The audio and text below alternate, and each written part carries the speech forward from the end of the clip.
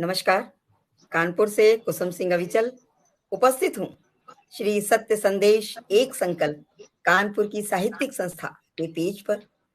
और आज अपने शानदार हमारा प्रकल्प है कृतित्व की परिधि में व्यक्तित्व। बहुत ही गरिमामय प्रकल्प है जिसमें हम साहित्यिक बातें करते हैं, साहित्यिक साक्षात्कार करते हैं, वार्ता करते हैं। और इसमें ऐसे व्यक्तित्व को मैं आमंत्रित करती हूँ, आप सबसे रूबरू करवाती हूँ, जिनका कृतित्व बहुत श्रेष्ठ होता है, जो बहुमुखी प्रतिभा के धनी होते हैं, जिनका समाज के कई कई क्षेत्रों में कई कई दिशाओं में उनका साहित्य, समाज और भी सामाजिक गतिविधियां हैं। और लोगों के दुख दर्द जो है सुनने की जो होती है लोगों के अंदर क्षमता, तो ऐसे व्यक्तित्व को ही मैं आमंत्रित करती हूँ। और जब ऐसे कृतित्व से सुसज्जित व्यक्तित्व हमारे समाज में होते हैं तो हम उनके विषय में जानना भी चाहते हैं। हर किसी के विषय में हर कोई नहीं जानना चाहता, लेकिन श्रेष्ठ व्यक्तित्व जिनका होता है, जिनका श्रेष्ठ कृतित्व होता है, उनके विषय में हम जानना चाहते हैं और हम सभी जानना चाहते हैं। तो मैं उसी श्रृंखला में आज मैंने आज आमंत्रित किया है, बड़े आदर सम्मान से आमंत्रित किया है गोरखनाथ की पावन नगरी गोरखपुर से बहुत ही वरिष्ठ साहित्यकार हैं, सुप्रसिद्ध रचनाकार हैं, श्रेष्ठ लेखक हैं, समीचीन समीक्षक हैं, कुशल संपादक हैं, प्रखर वक्ता हैं और समाज सेवी हैं, साहित्य अनुरागी हैं। मतलब क्या क्या उनके विषय में कहा जाए। और सबसे बड़ी बात है कि वो कानूनी क्षेत्र से जुड़े हुए, वो उनका प्रोफेशन है और बाकी ये साहित्य से जुड़े रहते हैं। तो ऐसे हमारे बहुमुखी प्रतिभा के धनी हमारे आदरणीय राजीव रंजन मिश्र जी आज हमारे साथ हैं। हमारा सौभाग्य है कि वो आज उन्होंने हमें अपना समय दिया है आज इस साहित्यिक वार्ता के लिए, और हम सब उनसे रूबरू होंगे आज। तो मैं उनका अपने मंच पर बहुत बहुत स्वागत वंदन करती हूँ। और उनकी 4 पंक्तियां हैं, उनके व्यक्तित्व को जो रेखांकित करती हैं, उनकी 4 पंक्तियां ही मैं उनको देती हूँ। उनकी ये टैगलाइन है, उनकी हस्ताक्षर पंक्तियां हैं। प्यार दशरथ है सहज विश्वासी, प्यार दशरथ है सहज विश्वासी, और दुनिया में मंथरा है दासी, किंतु ऐश्वर्य की अयोध्या में मेरा मन है भरत का सन्यासी, मेरा मन है भरत का सन्यासी। तो ये पंक्तियां ही ये और संकेत करती हैं कि हमारे राजीव रंजन मिश्रा जी समाज के प्रति, साहित्य के प्रति और मानवता के प्रति कितना समर्पण भाव रखते हैं, कितने सरल हृदयी हैं, कितने सहज हैं वो। तो ऐसे व्यक्तित्व हमारे साथ राजीव रंजन आदरणीय मिश्रा जी हैं। मैं उनका हृदय तल से वंदन अभिनंदन करती हूँ। और 4 पंक्तियां माँ वाणी को दे करके मैं आपको आमंत्रित करती हूँ। माँ वाणी, हम सब साहित्यकार हैं, माँ को ध्यान करके ही कोई कार्यक्रम प्रारंभ करते हैं हम। तो 4 पंक्तियां मैं देती हूँ। हम कलम के हैं सिपाही, साधना विचल करेंगे, हम कलम के हैं सिपाही, साधना विचल करेंगे, दीप आशा के जलाकर प्रार्थना प्रतिपल करेंगे, दीप आशा के जलाकर प्रार्थना प्रतिपल करेंगे, और ध्यान करके माँ को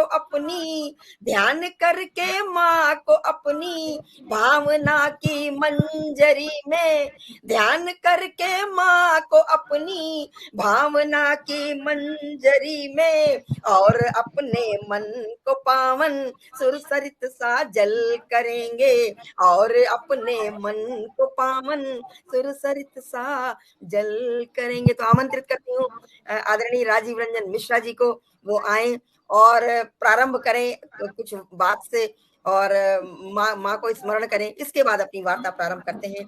आदरणीय राजीव रंजन, बहुत बहुत स्वागत। बहुत बहुत धन्यवाद आदरणीय। मैं सचमुच आज क्या कहूँ, मैं निशब्द हूँ।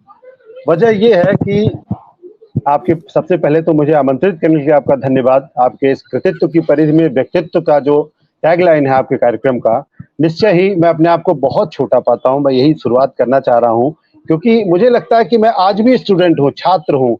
उस छात्रों की सी कंठा उसी तरह से उलझन मेरे पास आज भी मौजूद रहती है। जब भी मैं कुछ नया करने जाता हूँ तो वही उत्सुकता रहती है, उसी चीज से मैं दो चार होता हूँ, बिल्कुल छात्र जीवन की तरह से। और कुछ तो हमारा प्रोफेशन ऐसा आ गया, अधिवक्ता, जो किताबों से हमारा नाता नहीं छूटा। तो अब क्या कहें, मैं अपने आप को छात्र महसूस करता हूँ और आज भी अपने आप को जूनियर ही महसूस करता हूँ कि मैं सबसे जूनियर हूँ, अभी सीख रहा हूँ, अभी कुछ कर रहा हूँ। तो आज ये आपके कार्यक्रम के अंतर्गत मैं बहुत आभारी हूँ आपका कि आपने मुझे बुलाया, आपने सम्मान दिया। और अभी अभी जस्ट मैं आया हूँ, जैसा कि आपको बताया था।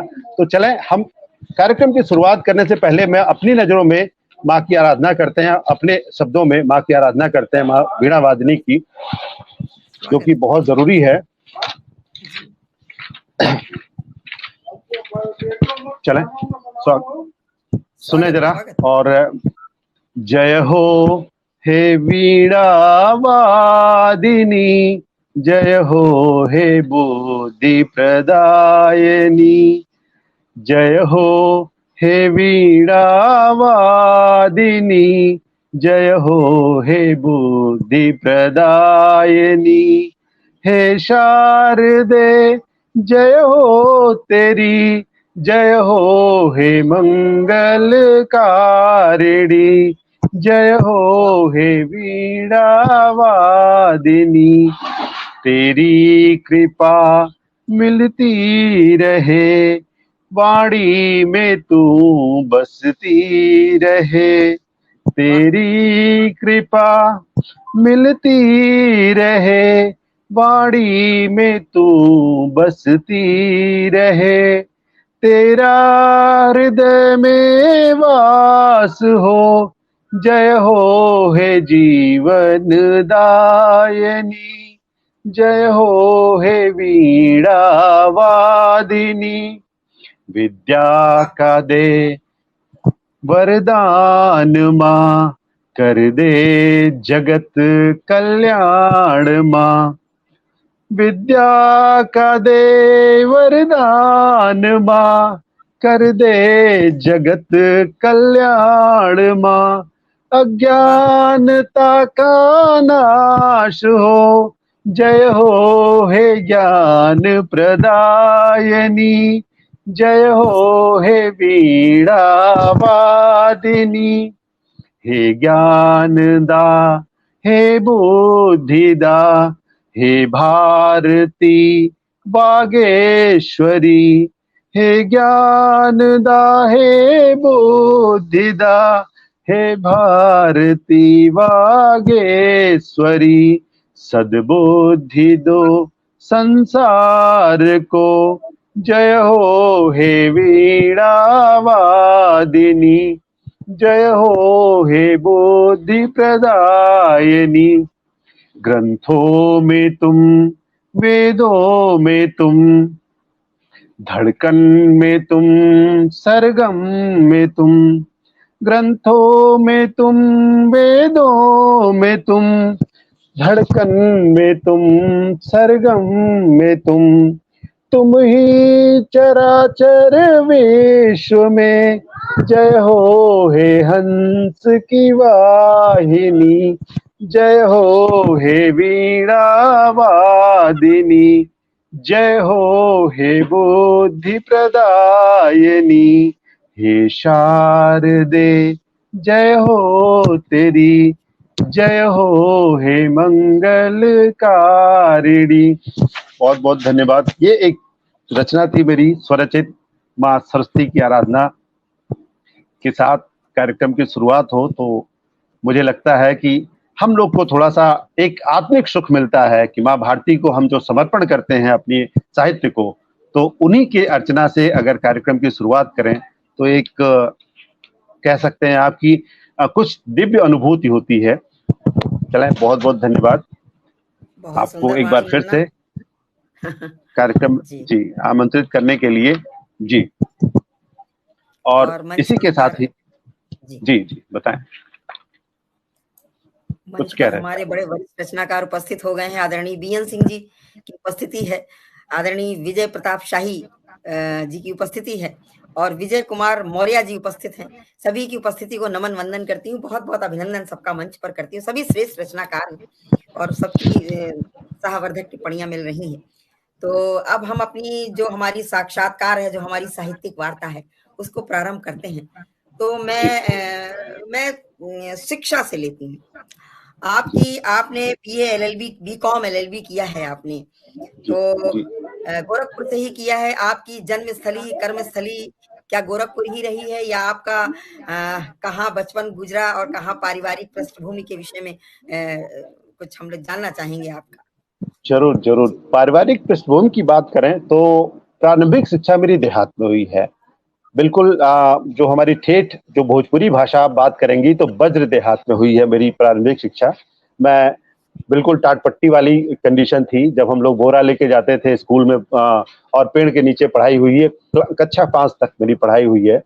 और मेरे पिताजी थोड़े बीमार आदमी थे और आज ऑनलाइन मैं असहज हो रहा हूँ कहते हुए, लेकिन फिर भी कह रहा हूँ कि वो दिमागी तौर से अस्वस्थ आदमी थे मेरे पिताजी।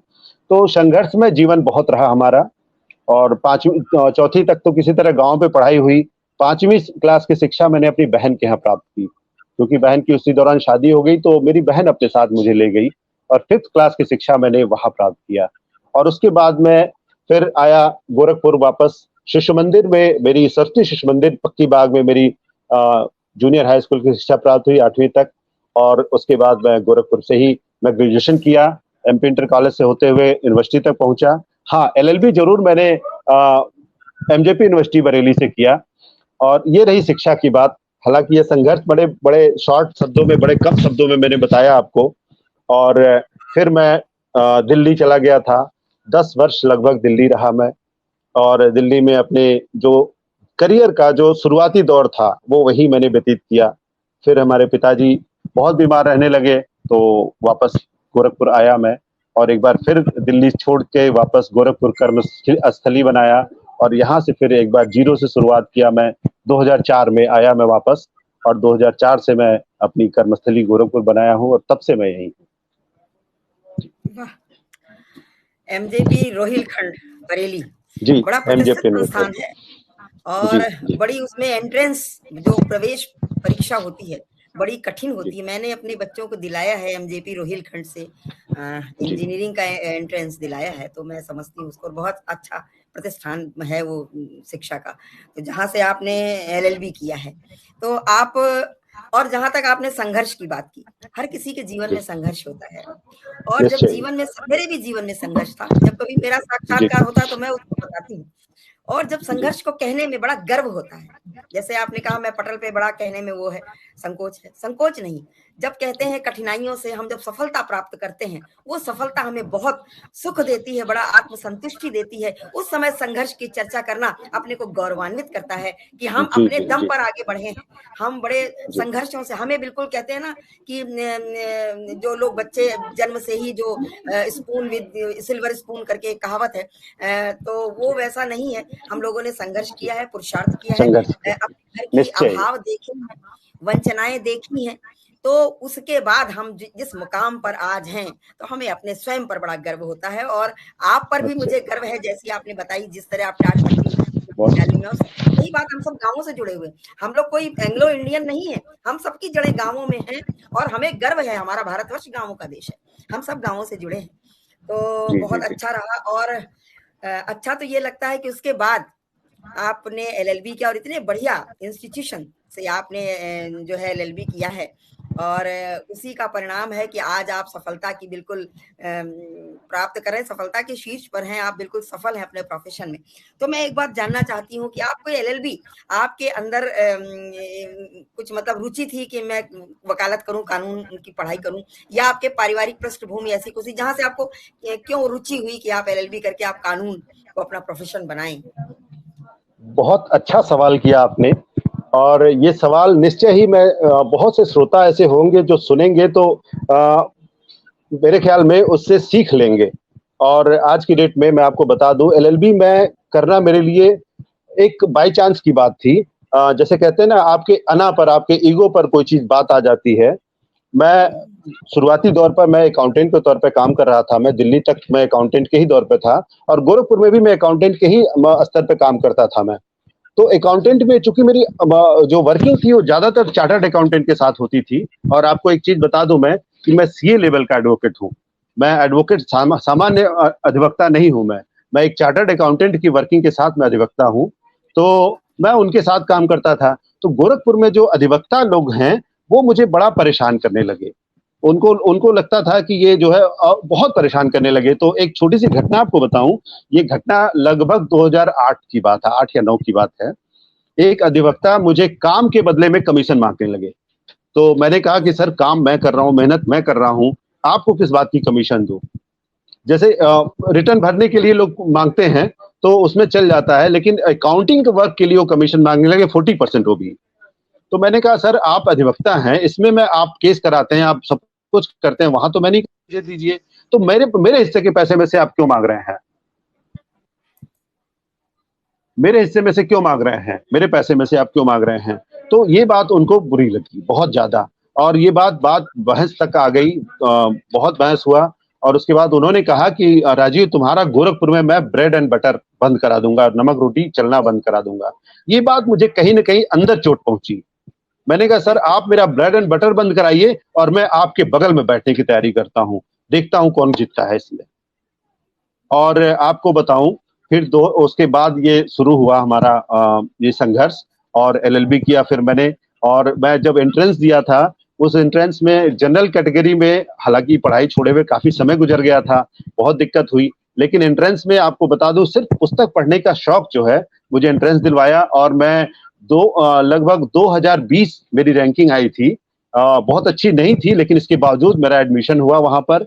और उन्होंने, जबकि अपने गोरखपुर यूनिवर्सिटी में मैं गया तो गोरखपुर यूनिवर्सिटी में जो लाइब्रेरियन थे यहाँ के, उन्होंने कहा क्या कि अरे अब आप क्या करेंगे, इतने साल हो गए पढ़ाई छोड़े हुए, अब क्या जिंदगी भर पढ़ते रहेंगे, क्या करेंगे वकील बन के, क्या ऐसा उखाड़ लेंगे। लेकिन दिल में जो चोट लगी थी ना, जो कसक थी, वो कहीं ना कहीं मुझे अधूरेपन का एहसास दिलाती थी। मुझे लगता था नहीं मैं करूंगा। और जब मैं एलएलबी में एडमिशन लिया और एलएलबी करने लगा तो आपको बता दूं गोरखपुर में लगभग 20 अकाउंटेंट ऐसे हुए जो मुझसे इंस्पायर्ड हुए और उन्होंने एलएलबी में ज्वाइन किया और उन्होंने एलएलबी की। तो मुझे लगता है अगर आपके जीवन से कोई सीख लेकर के और कुछ अपने जीवन को बदलता है तो ये आपकी बहुत बड़ी जीत होती है। तो मैं न सिर्फ वकील बना बल्कि मेरे पीछे बहुत से लोग मुझसे सीख लेकर के वकील बने और मैंने उनको राय दिया कि नहीं तुम करो, कोई दिक्कत नहीं है। ये थी मेरी एलएलबी वकालत की जर्नी थी जो मैंने वकील बना और फिर आज जो भी है, जो भी हूँ, आपके सामने हूँ। बहुत बढ़िया। ये जो था उन्होंने जो किया वो आपके पक्ष में ही रहा। और अगर ऐसी वो ना इस तरह की बातें करते जब आप चार्टर्ड अकाउंटेंट थे तो आपके मन में शायद ये मतलब अंदर एक जैसा स्वाभिमान। मैं अकाउंटेंट था, चार्टर्ड अकाउंटेंट नहीं था जी। स्वाभिमान, बिल्कुल निश्चय स्वाभिमान को। जी जी। तो स्वाभिमान को जब चोट पहुंचती है तो उसके जब प्रतिशोध में जब कुछ होता है तो बड़ा अच्छा होता है। और सही आपने बहुत अच्छा बताया कि इसके बाद आपने बिल्कुल ठान लिया कि एलएलबी करेंगे और आपको बिल्कुल दिखा देंगे मैं क्या हूँ। और सही बात है, उनको सही जवाब भी मिला। तो एक बात आपको बता दूं, एक चीज और हुआ। जैसे मैंने डिसीजन मैं आके ना अपने आप में सोचा घर में कि या तो मैं इन मगरमच्छों के बीच में अपना यूज करता रहूं, होने दिया करूं लोग को, या फिर मैं अपने आप में पावर पैदा करूं। तो पावर पैदा करने के दो रास्ते थे, या तो मैं सीए करता या फिर मैं चार्टर्ड अकाउंटेंट बनता या फिर वकील बनता। तो चार्टर्ड अकाउंटेंट बनना थोड़ा मुश्किल काम था और वकील बनना आसान काम था। और आज आपको बता दूं कि वो वकील साहब आज भी मिलते हैं और मुझे ड्रेस में देखते हैं, मुझे नीचे ऊपर देखते हैं और चले जाते हैं। मैं नमस्ते उनको जरूर करता हूँ कि कोई बात नहीं, आज मैं जो कुछ भी हूँ आपकी वजह से हूँ। आज अगर आपने मेरे ईगो को हर्ट नहीं करते या मुझे इस तरह से बात नहीं करते तो थोड़ा सा। और एक बात जान लीजिए, चाणक्य का नाम आपने सुना था ना, ब्राह्मण था। मैं भी ब्राह्मण आदमी हूँ और चाणक्य हूँ। जो ठान लेता हूँ बस मैं कर जाता हूँ, उसमें फिर आगे पीछे नहीं सोचता हूँ मुझे क्या करना है क्या नहीं। हाँ ये है, सार्थक रहता है। मैं बेवजह किसी से टकराता नहीं और बेवजह अपने ईगो को भी नहीं आड़े आने देता। तो सार्थक वे में रहता है। मैं डिस्ट्रक्टिव माइंड में नहीं जाता हूँ कि किसी को नुकसान पहुंचाऊं, किसी को चोट पहुंचाऊं, ये काम नहीं करता। बहुत बढ़िया। कभी कभी जिंदगी में ऐसी घटनाएं घट जाती हैं जो हमारे लिए हमारे पक्ष में होती हैं। और सच में। उनका घटना शायद नियति में लिखा होता है ईश्वर ने कि आपको आगे बढ़ने के लिए ये जो है हम कर रहे हैं, तो वही आपके साथ हुआ और अच्छा ही हुआ, आपने उसको सकारात्मक रूप में लिया और आप आगे बढ़े। तो वो ना करते तो आप जहाँ थे वहीं बने रहते। तो बिल्कुल बिल्कुल। अच्छी रहती, कुछ घटनाएं बहुत हर किसी के जीवन में घटती हैं। और देखिए हमारे बीच में बड़े वरिष्ठ रचनाकार उपस्थित हैं, आदरणीय प्रदीप मिश्र अजनबी जी की उपस्थित है, बहुत बहुत स्वागत करती हूँ। कह रहे राजीव धुन से मेहनती हैं, ये मेरी बात अजनबी जी से हो चुकी है, तो जी बिल्कुल जी उन्होंने जी। मुझे बताया। और आदरणीय राजेश प्रभाकर जी उपस्थित है, बहुत वरिष्ठ गीतकार हैं, गजलकार हैं और हमारे मध्य उपस्थित है, उनका बहुत बहुत हार्दिक स्वागत वंदन करती हूँ, प्रणाम कर रहे हैं। मैं भी आपको प्रणाम करती हूँ, बहुत बहुत स्वागत करती हूँ आपका। और विजय कुमार स्वागत मौर्य जी की आदरणीय उपस्थित है, अब्बास हैदर जी उपस्थित है मंच पर, बहुत बहुत स्वागत है आपका, वंदन है। विजय प्रताप शाही जी की उपस्थिति है और कुछ नाम ऊपर निकल गए हैं। मैं सभी का स्वागत वंदन करती हूँ और अपनी वार्ता को आगे बढ़ाती हूँ। तो राजीव रंजन जी, आपने जो वकालत जो की, तो आपने जी। क्रिमिनल क्रिमिनल क्यों चुना? आपने सिविलियन भी हो सकते हाँ। थे आप, लेकिन आप क्रिमिनल, और बड़ा मतलब जो बड़ा जोखिम भरा काम होता है क्रिमिनल साइबर क्राइम, आपने इस तरह की जो होंगी उसमें जैसे हर हर विषय में होते हैं अपने चूज करने के जी लिए, जी पसंद जी करने के लिए, जी जी तो जी आपने जी। क्रिमिनल साइड चुना। और इसके साथ साथ आप आयकर और जीएसटी के सलाहकार भी हैं। और तो ये इस तरह ये सब विरोधाभासी, ये क्रिमिनल वाला आपको क्यों, इसने क्यों आकर्षित किया कि मैं क्रिमिनल का वकील बनूं और मैं साइबर बहुत क्राइम से बहुत बहुत बढ़िया, बहुत बढ़िया। ये मजेदार सवाल है। आपको एक चीज बता दूं मैं कि चूंकि मैं चार्टर्ड अकाउंटेंट के साथ मैंने काफी समय गुजारा है और टैक्सेशन का काम मैं बहुत अच्छी तरह जानता हूं। तो जब मैं वकालत कर रहा था तो मेरे जहन में ऐसा कुछ नहीं था कि मैं क्रिमिनल लॉयर बनूंगा या साइबर क्राइम जाऊंगा। मुझे लगा था कि मैं जीएसटी और इनकम टैक्स ही आराम से देखूंगा, मुझे कोई दिक्कत नहीं होनी चाहिए। लेकिन जब मैं एलएलबी कर रहा था तो मैं आपको एक चीज और बता दूं, मैं टेक्निकली बहुत साउंड आदमी हूँ, बहुत नॉलेज है आपको। आप लोग तो जानते हैं, आदरणीय प्रदीप मिश्र अजनबी जी से मेरा यहाँ हफ्ते दिन हमारे घर में रहे, एक हफ्ते लगभग उनका सानिध्य मिला है। प्रदीप शाही जी तो हमारे मित्र हैं ही, उनसे गाहे बगाहे बात होती रहती है। और तो ये मैं टेक्निकली साउंड आदमी हूँ, मुझे कंप्यूटर क्या है और कंप्यूटर से रिलेटेड बहुत सारी चीजें क्या है वो मैं जानता हूँ। तो जब मुझे विषय आया पढ़ने की बारी, तो मैं साइबर क्रिमिनल में मुझे इंटरेस्ट जगा, क्रिमिनल में बहुत सारे इंटरेस्ट जगे। और उसके बाद फिर साइबर क्राइम की जहां तक बात है, ये एक ऑप्शनल सब्जेक्ट था। और एक बात आपको बता दूं मैं कि बरेली में MJP university, MJP inter college में कोई साइबर क्राइम का लेक्चरर नहीं था पढ़ाने के लिए। और मुझे लोगों ने बताया कि आप मत लीजिए, साइबर क्राइम मत लीजिए, आप पढ़ नहीं पाएंगे इसको। और मेरे अध्यापक जो थे उन्होंने मना किया, क्योंकि वो चूज करने का सब्जेक्ट था, मैंने लिया इसको। तो जब उन्होंने मना किया तो मैंने कहा सर अब मैं ले चुका हूँ और अब मैं इसको चेंज तो नहीं करूंगा, जो होगा देखा जाएगा। तो मैं दिल्ली से पुस्तक मंगाया, कोई बुक नहीं मिल रही थी मार्केट में, पूरा बरेली में घूम डाला, मुझे कोई पुस्तक नहीं मिली। तो मैं दिल्ली से मंगाया बुक, एक साइबर क्राइम की पूरी लॉ की बुक मंगाया और उससे मैंने तैयारी की। और जब मैं पास हुआ तो मुझे बुलाया गया कॉलेज के अंदर कि मिश्रा जी आप जैसा इंसान मैंने नहीं देखा, कि सारे अध्यापक आपको मना कर रहे थे उसके बावजूद आपने इसको लिया और किया, आपने पढ़ाई की। तो बात साइबर क्राइम की आई, तो साइबर क्राइम दोनों सब्जेक्ट मुझे बहुत अच्छे लगे, पढ़ाई के दौरान बहुत बढ़िया लगे। और इस तरह से मेरा रुझान, चूंकि कंप्यूटर नॉलेज मेरे पास अच्छी है, तो इसलिए साइबर क्राइम की तरफ रुझान हुआ और इसी के साथ ही क्रिमिनल की तरफ मेरा रुझान हुआ कि जो भी समाज में बुराइयां व्याप्त हैं, कुछ ऐसी मेरे साथ दुर्घटनाएं भी हुई जहां पर पुलिस वालों की प्रताड़ना का भी शिकार मैं बना हूं। तो वहां से मुझे क्रिमिनल की तरफ रुझान हुआ कि नहीं, ये चीजें अब नहीं होनी चाहिए और नहीं होनी चाहिए। इस तरह से मैं क्रिमिनल की तरफ, हालांकि हमारे टैक्सेशन की एक बात और बता दूं, हमारे बार दो अलग बार होते हैं, एक टैक्सेशन का बार अलग है और दीवानी कचहरी का बार अलग है।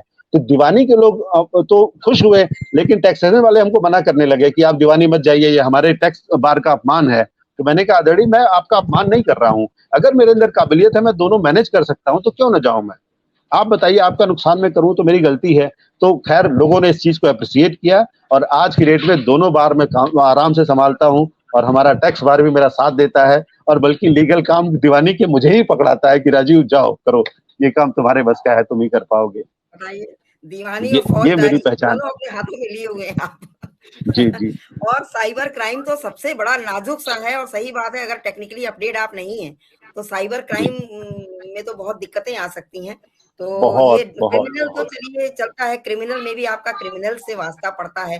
बड़ा बहुत टेढ़ा काम है क्रिमिनल से। बहुत बहुत। क्या किस तरह आपको कैसी धमकाएं, क्या करें, कुछ उनके जो उनका डिस्ट्रक्टिव दिमाग होता है, कुछ समझ नहीं आता उनके दिमाग में चल क्या रहा है। तो आप बड़ा चल क्या हैंडल रहा, करते निश्चित। हो, कैसे आप हैंडल करते हो। और आयकर तो हमारा एक सोफिस्टिकेटेड सी ब्रांच है जहां पर पढ़ाई लिखाई का जी काम जी होता है। तो जी दोनों जी। आप कैसे मैनेज करते हो, ये बड़ा अपने में एक विशिष्ट योग्यता आपकी है। और देखिए इसी बीच बस हमारे ये मध्य हमारे हंगामा फेम हमारे प्रिय भाई डॉक्टर मनोज अग्रवाल जी उपस्थित हो गए हैं और बहुत आपका स्वागत कर रहे हैं, वंदन कर रहे हैं। अब्बास हैदर जी बराबर बने हुए हैं, प्रदीप मिश्र अजनबी जी दीवानी और फौजदारी का कठिन क्या इस तरह करके लिख रहे हैं, इसमें देखिए वकील ईमानदार भी है, दीवानी और फौजदारी का वकील ईमानदार भी है, ये लिख रहे हैं प्रदीप मिश्र अजनबी जी। आपका सानिध्य मुझे लगभग हफ्तों तक यहाँ मिला हुआ है, तो वो मेरे व्यक्तित्व से परिचित हैं और बहुत आए थे जी, गोरखपुर में, उनसे तो उनसे आपका आप सानिध्य मेरे उनसे साथ बात मिला था। आपके विषय में बात हमारी होती रहती है।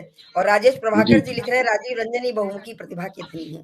तो निसंदेह आप बहुमुखी प्रतिभा के धनी हैं और ये तो मुझे बड़ा आश्चर्यचकित लग रहा है कि कहाँ क्राइम और कहाँ ये टैक्सेशन और दोनों आप हैंडल कर रहे हो। तो कोई दिक्कत नहीं होती आपको इसमें?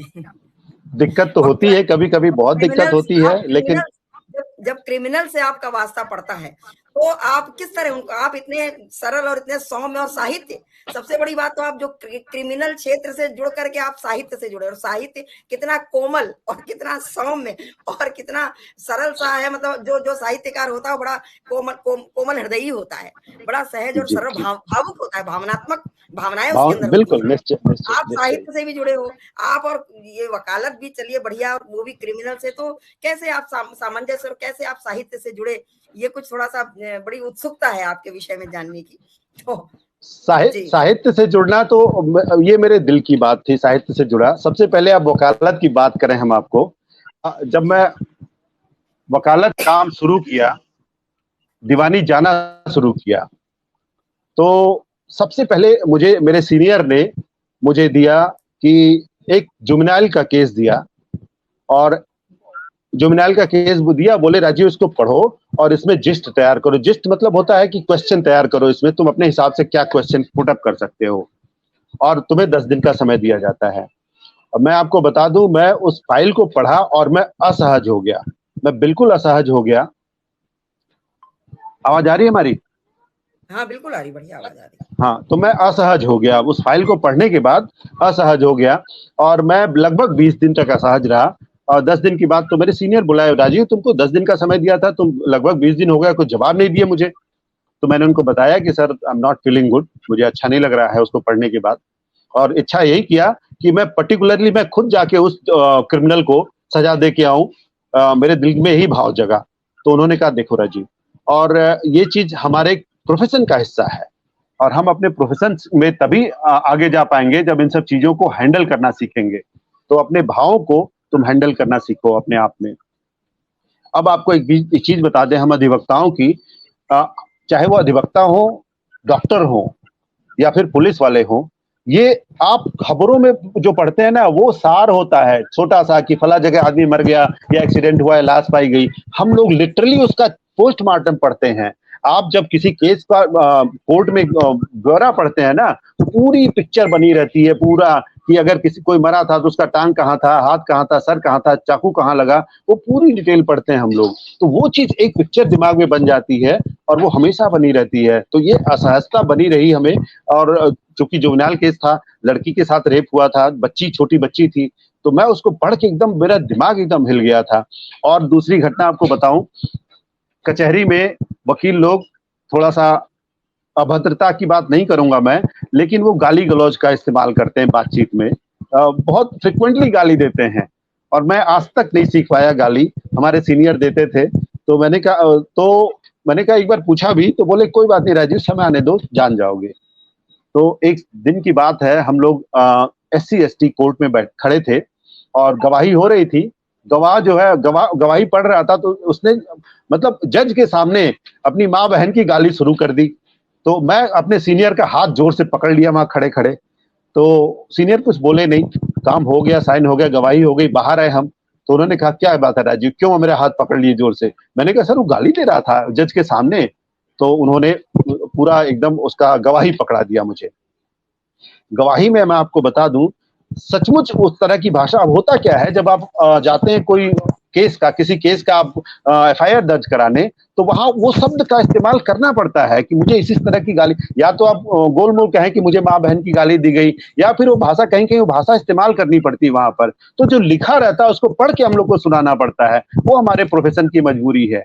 तो वो चीज बोले राजीव, इसीलिए हम लोग फ्रिक्वेंटली इस चीज को करते हैं कि कहाँ कब इस्तेमाल करना पड़ जाए कोई नहीं जानता है। तो हालांकि देखिए आपको बता दूं, मैं आज तक गाली इस्तेमाल नहीं करता हूं, लेकिन कभी आवश्यकता इस तरह पड़ी तो करनी पड़ी मुझे। इसमें कोई शक नहीं है, वो हमारे काम का हिस्सा है, कोई चारा नहीं है। लेकिन एक साहित्यकार का दिल जो है वो कभी इस चीज के लिए गवाही नहीं दिया मेरे लिए। तो ये हमारे एक वकालत शुरू करने की जर्नी थी, जो मेरे लिए थोड़ी मुश्किल आई, लेकिन करना पड़ा मुझे इस चीज को। बड़ी कुशलता से हैंडल किया आपने। जी जी बिल्कुल। चलिए, निसंदेह बड़ा टफ, बड़ा कठिन कार्य है जो आप कर रहे हैं, और जी बड़े पूरे शिद्दत से कर रहे हैं, पूरी ऊर्जा से कर रहे हैं। तो आपकी जो है बड़ा सराहनीय है आपका जो व्यक्तित्व है इस मामले में। और अब चलते हैं, थोड़ा साहित्य की बात करते हैं। ये तो आपकी रही प्रोफेशन की बात। अब बात जी करते जी हैं पैशन, साहित्य जो आपका पैशन है, जो आपकी रुचि है। तो साहित्य लिखने का आपको प्रेरणा कहीं से मिली, या स्वतः स्फूर्त आपकी थी कि आप साहित्य में कविताएं, कहानियां और कई कई विधाओं में आपने लिखा हुआ है। जी तो जी ये जी सब जी जी। कैसे आपको कहाँ से प्रेरणा मिली, या अपने अंदर ही कोई ऐसी शक्ति ने आपको प्रेरित किया? ये एक, अब क्या बताएं, इसके लिए हमें फिर जाना पड़ेगा फ्लैशबैक में। जैसा कि आपको जी बताया कि मैं संघर्षशील आदमी हूँ। मैं कक्षा 9 से नौकरी कर रहा हूँ, पढ़ाई कर रहा हूँ। कक्षा 9 से आप सोच लीजिए, कक्षा 9 में कितने साल का बच्चा रहता है और कितनी उम्र, कितनी समझदारी उसके अंदर रहती है। लेकिन उस समय से मैं पढ़ाई कर रहा हूँ और नौकरी कर रहा हूँ। ऐसा कोई काम जो समाज में है, मैं मेडिकल स्टोर पे मैंने काम किया, मैंने होजरी की सिलाई की, मैं वॉल पेंटिंग किया हूँ, राहत रूह ऐड लिखा हूँ राहत रूह की दीवारों पर बाकायदा। मैंने जो है क्या कहते हैं, सीमेंट और उसकी दुकान पर काम किया, सीमेंट बालू की। मैंने मेडिकल स्टोर पर काम किया। ऐसा कोई काम नहीं है जो मैंने नहीं किया। और पेट भरने के लिए, घर चलाने के लिए, और सब कुछ करना पड़ा मुझे। मेरे पिताजी की बीमारी ने इतना मुझे पत्थर बना दिया कि मुझे सब कुछ करना पड़ा। और उम्र, बचपन क्या होता है आज की डेट में बता दूं कि मैं 25 साल के पहले की कोई कंडीशन याद नहीं करना चाहता, मुझे अच्छा नहीं लगता, लेकिन याद करना पड़ता है क्योंकि मैंने जीवन जिया है। और भूख और गरीबी क्या होती है वो मैंने बहुत करीब से देखा है। तो ये था वहां से। ये मनस्थिति जो थी ना, वो कहीं से, और मददगार कोई नहीं था आज की डेट में, मतलब कोई भी नहीं। न मामा, न काका, न चाचा, न फूफा, न कोई ऐसा नहीं था जो कहता कि मैं तुम्हारे साथ हूं। जो कुछ करना था, गलतियां करनी थी, जो करना था खुद करना था, खुद आगे बढ़ना था।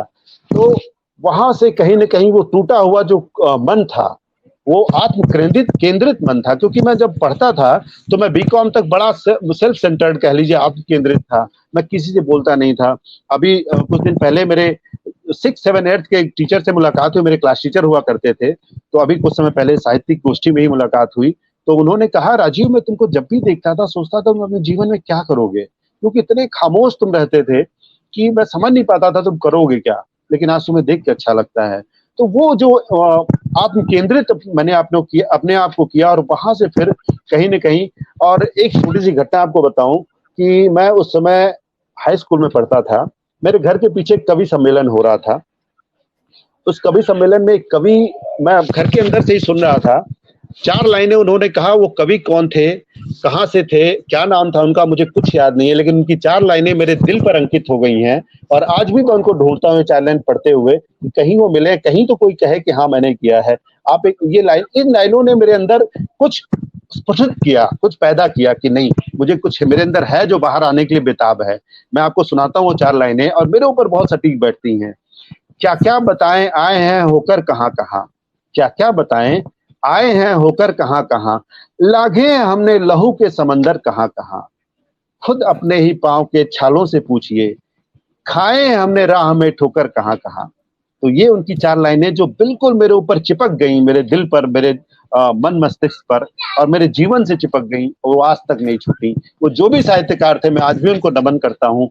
वहां से मेरे जीवन में कहीं न कहीं ये बदलाव आया कि मुझे कुछ लिखना है, कुछ करना है।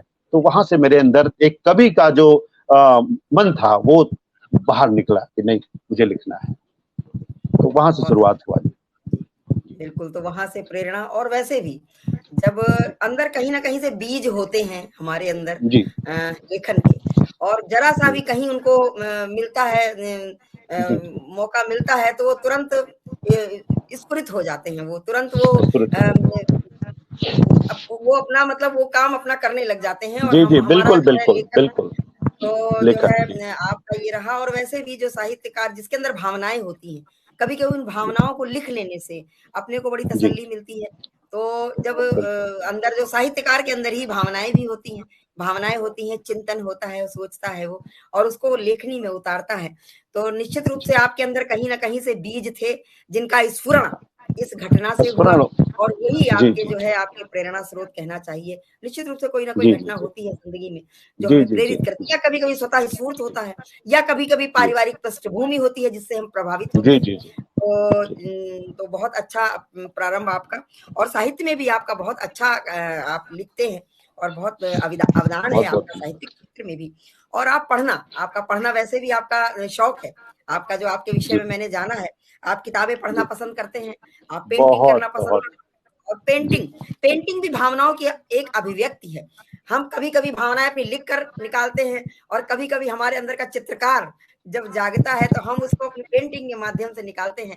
तो आपकी तूलिका और आपकी लेखनी दोनों पर आपका अधिकार है। तो जी यहाँ पर भी आपके दो क्षेत्र आपने उसको अपने किए हुए हैं। जैसे आपने अपनी प्रोफेशन में किए हुए हैं क्रिमिनल और टैक्सेशन, वैसे ही आपने अपने पैशन में भी किए हुए हैं कि आप पेंटिंग के माध्यम से भी अपनी भावनाओं की अभिव्यक्ति करते हैं, और लेखनी के माध्यम से भी भावनाओं की अभिव्यक्ति करते हैं। तो तभी तो कहते हैं कि बड़ा व्यक्तित्व आपका बड़ा विराट है। और ये आपके हैदर जी कह रहे हैं, अब्बास हैदर जी कह रहे हैं, आप बड़ा मतलब आपका व्यक्तित्व जो है ऊपर मैंने पढ़ा था सर, आप हमारे लिए आदर्श हैं। आपको नमन अब्बास हैदर जी कह रहे हैं। बहुत और सर बहुत आपका बहुत व्यक्तित्व धन्यवाद इसके लिए। कह रहे हैं, सर आपका व्यक्तित्व बहुत विराट है, जिस तरह आपके हैदर अब्बास जी कह रहे हैं, अब्बास हैदर जी कह रहे हैं। तो चलिए अब चलते हैं, कुछ साहित्य की बात करते हैं। आपके काव्य संग्रह भी प्रकाशित हैं, जीवन संघर्ष काव्य संग्रह अब अभी और अभी अभी स्पंदन। प्रेस में है, प्रकाशित नहीं है, अभी प्रेस में है, दोनों ही आने वाले हैं। और चूंकि मेरी अच्छा, माताजी का निधन हो जाने से ये अभी मामला थोड़ा ठंडे बस्ते में चला, अब तक आ चुका होता, लेकिन अभी जी, आने वाले हैं ये दोनों। जी और स्पंदन कहानी संग्रह और लेख संग्रह जी आपके प्रेस जी में है। जी तो और साझा संकलन भी आपके प्रकाशित होते रहते हैं। साझा बहुत संकलनों बहुत में आपकी जी रचनाएं जी। प्रकाशित होती हैं। ये तो आदरणीय और आप लोग का आशीर्वाद है कि लोग मांग के ले जाते हैं कि मिश्रा जी कुछ दीजिए कुछ। नहीं तो जी जब लेखन में कुछ होता है, जब सशक्त लेखन होता है, तभी उन्हीं की रचनाएं मांगी जाती हैं। तो आपका लेखन इतना सशक्त है, इतना वृहद है, इतना प्रचुर है कि छपना छपना चाहिए, क्योंकि जब लेखन है तो जी जी समाज में आना चाहिए। और जी जी कहते हैं साहित्य समाज का दर्पण होता है, साहित्य हमारा समाज में आना चाहिए। तो वो होता है साझा संकलनों के माध्यम से। और विभिन्न पत्र पत्रिकाओं में भी आपकी रचनाएं छपती रहती हैं, विभिन्न मंचों पर भी आपने काव्य पाठ किए हैं।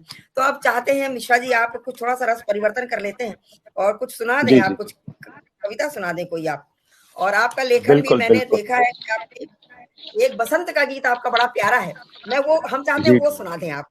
एक बसंत पर हाँ आपने हाँ गीत लिखा है, बसंत आ गया, जिसकी आपने जी जी आपने तहत में शायद इसको लिखा है, और इसको तरन्नुम में जी पढ़ा जी है, स्वरबद्ध किया है। लव कुश छंदकार हैं, बड़े जी जी नामचीन लव कुश छंदकार हैं। तिवारी जी ने। जी जी जी उन्होंने जी जी आपकी लव इस कुश रचना तिवारी को जी ने। किया है। ऋतुराज तुम्हारा स्वागत है, मधुमास तुम्हारा स्वागत है, और हे कामदेव के सुत बसंत, हे कामदेव के सुत बसंत, सुकुमार तुम्हारा स्वागत है। और चाहू चहु और चहकते विहग वृंद, चहु और चहकते विहग वृंद, चहु और विचरते, मैंने उनके स्वर में सुना है, चहु और जी चहकते विहग वृंद, और चहु और विचरते जीव जंतु, चहु और मनोरम दृश्य सुलभ, ऋतुराज तुम्हारा स्वागत है, ऋतुराज तुम्हारा स्वागत है। बहुत प्यारी रचना, इसी रचना को आप सुना दें। हमारे पटल पे बड़े जरूर सभी जरूर गीतकार और सभी गीतकार उपस्थित हैं। बहुत बहुत जरूर स्वागत है जरूर। और जी। बहुत धन्यवाद। मैं ये रचना आपको समर्पित करता हूँ। ये रचना निश्चय ही ये हमारे लोकुश तिवारी भैया ने इसको गाया है। और मैं जब उन्होंने सुनाया था मुझे, तो मैं बहुत आश्चर्यचकित हो गया था। मुझे खुद भी यकीन नहीं था, और आपके आशीर्वाद से ये इस रचना के बारे में कमेंट मेरे पास ये आए हैं कि इस रचना को प्राथमिक विद्यालयों में ये सिलेबस में देने लायक रचना आपकी है। इतनी शानदार रचना है, तो सुने जरा। मैं ऋतुराज। ऋतुराज तुम्हारा स्वागत है, मधुमास तुम्हारा स्वागत है।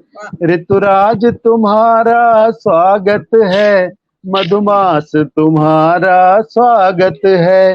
हे कामदेव के सुत बसंत, कुसुमार तुम्हारा स्वागत है। हे कामदेव के सुत बसंत, कुसुमार तुम्हारा स्वागत है। चहुओर चहकते विहग वृंद, चहुओर चहकते विचरते जीव जंतु। चहुओर चहकते विहग वृंद, चहुओर विचरते जीव जंतु। चहुओर मनोरम दृश्य सुलभ, ऋतुराज तुम्हारा स्वागत है। हे कामदेव के सुत बसंत, कुसुमार तुम्हारा स्वागत है। चहुओर बिखरती मादकता, चहुओर मनोहर रूप रंग। चहुओर बिखरती मादकता, चहुओर मनोहर रूप रंग।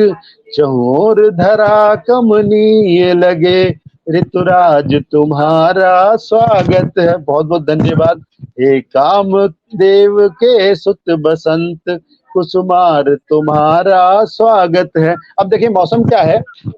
जो बसंत का मौसम होता है, न तीव्र उष्णता का अनुभव, न ठंड से किटकिट दंत करे। न तीव्र उष्णता का अनुभव, न ठंड से किटकिट दंत करे। न तंग करे वर्षा की लहर, ऋतुराज तुम्हारा स्वागत है। हे कामदेव के सुत बसंत, कुसुमार तुम्हारा स्वागत है। और देखें क्या क्या परिवर्तन होते हैं।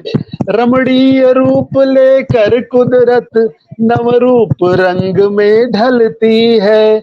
रमणीय रूप लेकर कुदरत, नवरूप रंग में ढलती है। नैनाभिराम हर दृश्य लगे, ऋतुराज तुम्हारा स्वागत है। हे कामदेव के सुत बसंत, कुसुमार तुम्हारा स्वागत है। और आगे देखें।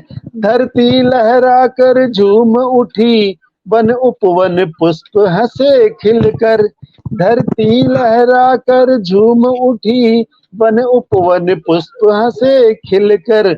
मादक तरुणाई महक उठी, ऋतुराज तुम्हारा स्वागत है। हे कामदेव के सुत बसंत, कुसुमार तुम्हारा स्वागत है। और अंतिम बंद है देखें। धानी परिधानों में लिपटी, मदमाती धरती झूम रही। मदमाती धरती डोल रही। धानी परिधानों में लिपटी धरती, मदमाती डोल रही। एक मलय सुगंध फिजाओं में, ऋतुराज तुम्हारा स्वागत है। हे कामदेव के सुत बसंत, कुसुमार तुम्हारा स्वागत है। ऋतुराज तुम्हारा स्वागत है, मधुमास तुम्हारा स्वागत है। हे कामदेव के सुत बसंत, कुसुमार तुम्हारा स्वागत है। बहुत बहुत धन्यवाद। ये रचना, ये मलय सुगंध का मतलब ये है, देखिए हम लोग गांव में रहे हैं, और अगर आप देखें तो आम की जो बौर होती है ना, उसकी एक खुशबू होती है जो चारों तरफ फैली रहती है। पुष्प तो खिले ही रहते हैं, लेकिन आम के खुशबू की जो आम के फूलों की जो खुशबू होती है ना, वो मदहोश कर देने वाली खुशबू होती है। आप आम के जो खिले हुए आम उस पेड़ के नीचे बैठिए तो आप हिलने का आपको इच्छा नहीं करेगा। वो एक लाइन यहाँ थी, एक मलय सुगंध फिजाओं में, कि हवाओं में एक खुशबू तैरती है। जी बहुत सुंदर रचना, बहुत बहुत बढ़िया धन्यवाद। रचना। और जब ये तरन्नुम में पढ़ी जाती है तो और भी सुंदर हो जाती है। तो निश्चय ही, और निश्चय। बढ़िया, बहुत बढ़िया बिंब लिए हैं आपने इस रचना में। बहुत प्यारी रचना थी, वही मैंने सोच रखा था ये रचना जरूर सुनेंगे आपसे। और मंच पर हमारे शांता गुप्ता बहन उपस्थित हो गई हैं और निजाम फतेहपुरी जी की उपस्थिति है। आदरणीय अरे नागेंद्र क्या नाथ बात दुर्गा है। जी की उपस्थिति है। वरिष्ठ गीतकार हैं, प्रणाम करती हूँ, हार्दिक स्वागत वंदन करती हूँ मंच पर। और बहुत ही बढ़िया रचना आपने पढ़ी और इसके बाद चलती हूँ। आपने संपादन कार्य भी किया है और जी संपादन कार्य भी आसान नहीं होता है। मैं समझती जी हूँ।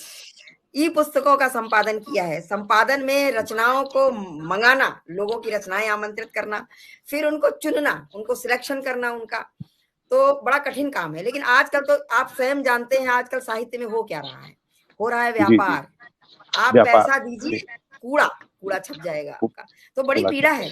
ये बहुत जी। बहुत बड़ी पीड़ा है हमारे साहित्य का। इससे अधोगति के लिए हमारा साहित्य की गुणवत्ता प्रभावित हो रही है इससे। तो एक बिल्कुल पीड़ा है, बिल्कुल। समाज है, समाज में हर तरह में अपने को सरवाइव करना पड़ता है। तो अगर आप वास्तव में अगर आप संपादक हैं, तो बहुत कठिन काम है। रचनाएँ आमंत्रित निश्चित। करना और फिर उनको जी। चुनना कि कौन-सी रचनाएँ सुनना। प्रकाशित होने लायक हैं, उनकी क्या गुणवत्ता है, उनमें कुछ संदेश या कुछ है या कुछ भी कोई माधुर्य है, कोई भाव है, कुछ है, तो बड़ा कठिन काम है ये। और ई-पुस्तकें क्योंकि अभी कोरोना काल ने तो हमें ये वरदान स्वरूप में ये जो ऑनलाइन वाला कार्यक्रम दिया है, तो ई-पुस्तकें भी इसी तरह की है। तो कैसे आप कर पाते हैं? संपादन में आपको क्या-क्या दिक्कतें आती हैं? किस तरह आप उसको हैंडल करते हैं? तो उसका संपादन सब। के क्षेत्र में अपने अनुभव साझा करें। जी, बिल्कुल। संपादन के क्षेत्र में सबसे बड़ी दिक्कत ये आती है, जैसा कि आपने कहा रचनाओं का सिलेक्शन, क्योंकि साहित्यकार तो सभी चाहते हैं मेरी रचना छपे, जो लोग आपके संपर्क में हैं, सब चाहते हैं। और बिल्कुल, आपकी दुविधा ये रहती है कि आप सबको ना तो कहें, लेकिन आपकी भाषा ऐसी हो कि सामने वाले को चोट ना पहुँचे, कि मैं क्या कहना चाह रहा हूँ। तो वो मेरे लिए समस्या तो रहती है, लेकिन मैं आपको बता दूँ मेरी ई-पत्रिकाओं में मैं किसी भी तरह का किसी से कभी कोई मैं शुल्क नहीं लेता हूँ, कभी भी। मैं इसलिए मैं रचनाओं को मतलब पसंद करने के लिए स्वच्छंद रहता हूँ। और हमारे साथ कुछ कोर पैनल में हमारे हैं, जो उसमें मदद करते हैं रचनाओं को सिलेक्शन करने में। हमारे कुछ मित्र हैं, अभिन्न मित्र, गुरु कह लीजिए, मित्र कह लीजिए, वो लोग भी सिलेक्शन में मदद करते हैं। और सबसे बड़ी चीज़ ये रहती है, कई बार ऐसा होता है कि रचनाओं को सही ढंग से आपने टाइप करके भेज दिया और हमने जब कंप्यूटर पे डाला या कहीं डाला तो वो बिखर जाती हैं रचनाएँ। वो शब्द के अर्थ के अनर्थ बन जाते हैं। आप किस फ़ॉन्ट में आपने यूज़ किया, हमको किस फ़ॉन्ट में यूज़ करना, तो आपकी आत्मा वहाँ ज़िंदा रहे। और उससे बड़ी परेशानी आती है जब कुछ साहित्यकार कुछ छोटी-छोटी चूक किए रहते हैं, उनको सुधारना, उनको बहर में लाना या उनको तहत में लेना, ये एक कठिन काम रहता है। तो हमारे साथ अच्छी बात ये है कि साहित्यकार का विश्वास मेरे ऊपर रहता है, वो जुड़ते हैं और वो कहते हैं कि मिश्रा जी, कई बार तो कई श्रेष्ठ साहित्यकार अपनी गज़लें, अपनी दोहे मेरे पास भेजते हैं कि मिश्रा जी, इसमें कुछ कमी लग रही है, ज़रा इसको सुधार दीजिए। तो ये मेरे साहित्यिक जीवन का एक बहुत बड़ा माँ सरस्वती का आशीर्वाद है कि मुझे लोग इस तरह की मेरी मदद लेते हैं। तो वहाँ पर मुझे ई-पत्रिकाओं को संपादन कार्य करने के लिए मुझे मदद मिलती है इन सब चीज़ों से। और चूँकि मैं टेक्निकली साउंड आदमी हूँ, टेक्निकल नॉलेज मेरे पास है, तो बहुत सारी चीज़ें मैं इस तरह व्यवस्थित कर लेता हूँ और साहित्यकारों का प्रेम इसी तरह मिलता रहता है। और थोड़ा कठिन काम तो है, लेकिन हो जाता है। बिल्कुल। इससे क्या है साहित्य की गुणवत्ता बनी रहती है और जी, ये जी, होना जी, चाहिए बिल्कुल, साहित्य में। होना वो चाहिए। साहित्य नहीं है, साहित्य व्यापार बन जाए तो साहित्य साहित्य नहीं कहा जाता है। जी, और जी, जी। साहित्य सेवा है अगर तो जो है संपादन कार्य बड़ी ईमानदारी से हो सकता है। अगर उसमें आप पैसा लेके अगर आप करेंगे तो आपके ऊपर दबाव रहेगा। पैसा मीन्स उसकी छपेगी ही छपेगी। हाँ, वो आप छपेगी, ना बिल्कुल, वो छपे आप अधिकार के साथ कह सकते हैं हमारी पहली बात तो हाँ, छपेगी ही, ना छपने का सवाल ही छपेगी। नहीं उठता है। किसी कारणवश छूट गई, आप टोकेंगे तो छपेगी क्योंकि आपने पैसे से खरीद रखा है। तो ये बिल्कुल। चीज़ें थोड़ी अपनी साहित्य की ये एक पीड़ा है। तो चलिए बढ़िया आपका तो जो विश्वास और आप कहते हैं विश्वास है। विश्वास तो अर्जित ऐसे ही नहीं होता है। विश्वास तो व्यक्ति का जब उसका कार्य देख लेता है व्यक्ति तब वो विश्वास करता है कि इन्होंने जो काम किया है बिल्कुल सही किया होगा। जो अगर सही रचनाएँ किया। जो चुनी हैं, वो बड़ी चुनिंदा रचनाएँ होंगी मतलब सुदृढ़ रचनाएँ होंगी, वही रचनाएँ चुनी गई होंगी। तो जी, जी। बहुत बढ़िया आपका ये भी अनुभव। और अब चलती हूँ आपके दायित्वों की ओर। मंच पे सभी हमारे आदरणीय उपस्थित हैं, सभी की उपस्थिति को नमन वंदन करती हूँ। बहुत श्रेष्ठ रचनाकार हैं और हमें प्रोत्साहित कर रहे हैं, उत्साहित कर रहे हैं और सभी का बहुत स्वागत वंदन करती हूँ। और अब चलती हूँ दायित्व की ओर। बहुत बहुत जी दायित्व आपने अपने ऊपर ले रखे हैं और जी सबका जी निर्वहन भी करते हैं। ये हमारी बात विजय प्रताप शाही भाई साहब से भी हुई और अजनबी जी से भी हुई कि आप जो दायित्व लेते हैं वो उसका निर्वहन करते हैं, और ये होना भी चाहिए। ये नहीं कि हमने पोस्ट ले ली इसलिए कि भाई हमारे साथ लग गया फलाने साहित्य उसके संस्था के ये हैं ठिकाने हैं ये है। तो अगर आपने दायित्व लिया है तो आप जितनी यथा सामर्थ्य, जरूरी नहीं कि आप प्राण लड़ा दें उसके पीछे, हाँ अपना हाँ अपना भी देखना होता है, अपना प्रोफेशन भी देखना, अपना परिवार भी देखना है, लेकिन जी जी यथा संभव आप उसको दायित्व को निर्वहन करें और यही सिद्धांत होना चाहिए और आप वो करते हैं यथाशक्ति यथा संभव। आप साहित्य संगम संस्थान उत्तर प्रदेश इकाई में पंच परमेश्वर, इसमें आपका कोई जी दायित्व है। और साहित्य संगम जी संस्थान समीक्षाम अहे, इसमें तो दायित्व, इसमें समीक्षा में तमाम शाखाएं। समीक्षा में है ये एक्चुअली साहित्य संग्राम समीक्षा में है एक ऐसा पटल है जहाँ पर ई जी पुस्तिकाओं की समीक्षा करनी होती है मुझे वहां पर। तो सब अच्छा तो ई पुस्तिकाएं वहां अपलोड की जाती हैं, फिर आप उसकी समीक्षा करते हैं। तो सब चूंकि मैं एक अच्छा समीक्षक हूँ तो मुझे समीक्षा में से जोड़ा गया कि मिश्रा जी समय समय पर समीक्षा भी आप देखते रहिए। तो हालांकि बहुत दिन से मैं बहुत कोई समीक्षा नहीं की क्योंकि समय कम मिलता है, और उत्तर प्रदेश इकाई से ही जो हमारे साहित्य संगम संस्थान की उत्तर प्रदेश इकाई है उसी से फुर्सत नहीं मिलती है। तो समीक्षा महे में अभी फिलहाल कुछ दिनों से है, समीक्षा मैंने की है, बहुत सारी समीक्षाएं की हैं वहां पर। जी और साहित्य संगम संस्थान के नशा मुक्ति अभियान जो है जी उसके आप राष्ट्रीय सचिव हैं। तो जी इसका क्या मतलब नशा मुक्ति क्या लेखन में है या समाज में नशा मुक्ति आंदोलन वगैरह करना है ऐसा? मैं एक चीज बता दूं कि मैंने आपको कहा कि मेरा व्यक्तित्व बड़ा संघर्षशील रहा है, और मैं ऐसे ऐसे माहौल से मैं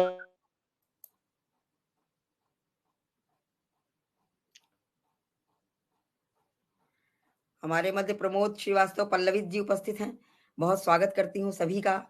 अ, शरदेंदु शुक्ल शरद जी उपस्थित हैं, बहुत देश का बहुत बड़ा नाम है हास्य और व्यंग्य की दुनिया में, बहुत प्रणाम करती हूँ, आपका मंच पर हार्दिक स्वागत करती हूँ। और आदरणीय का नेटवर्क चला गया है, नेटवर्क की बड़ी समस्या रहती है, नेटवर्क पर किसी का जोर भी नहीं है। राजेश प्रभाकर जी बराबर बने हुए हमारे साथ में, अब्बास हैदर जी की बराबर उपस्थिति है, विजय प्रताप शाही जी बराबर बने हुए हमारे साथ, नागेंद्र गुप्ता जी आदरणीय उपस्थित हैं, और शांता गुप्ता बहन उपस्थित हैं, निजाम फतेहपुरी जी उपस्थित हैं, सभी का मनोज अग्रवाल, डॉक्टर मनोज अग्रवाल जी उपस्थित हैं। सभी का स्वागत करती हूँ मंच पर, वंदन करती हूँ सभी का, बहुत बहुत सबका आभार करती हूँ। प्रदीप मिश्र अजनबी जी बराबर बने हुए हैं मंच पर, और सभी का स्वागत है, वंदन है, अभिनंदन है। और राजीव रंजन जी अब दोबारा जुड़ेंगे, उन्होंने एग्जिट हो गए हैं वो। तो नेटवर्क की समस्या रहती है, कुछ क्षेत्रों में अधिक रहती है, बाकी सभी जगह नेटवर्क सब जगह रहता है, दिक्कत रहती है। तो राजीव रंजन मिश्र जी गोरखपुर से आते हैं, और नेटवर्क तो कहीं पर भी जा सकता है, कहीं किसी आप महानगर में हो या नगर में हो या गांव में हो, कहीं भी हो। तो राजीव जी आ जाए तो वार्ता आगे बढ़ाएं।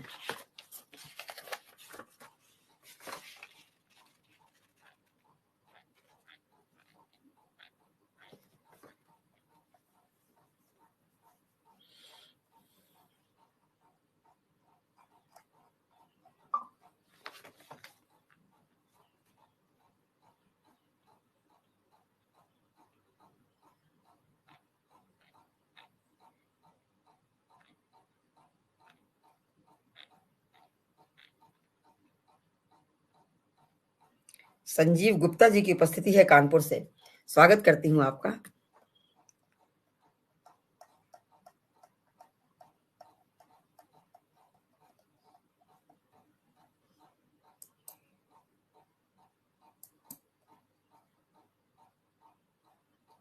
नागेंद्र नाथ जी कह रहे हैं कुछ आप सुनाइए, अब उनसे सुनना है। अभी हमने बसंत की ये रचना सुनी थी, आप शायद उस समय पटल पर नहीं थे, और बस इस बात ये वार्ता हो इसके बाद हम फिर सुनते हैं उनको। पहले तो उनका नेटवर्क आए, नेटवर्क ही चला गया है।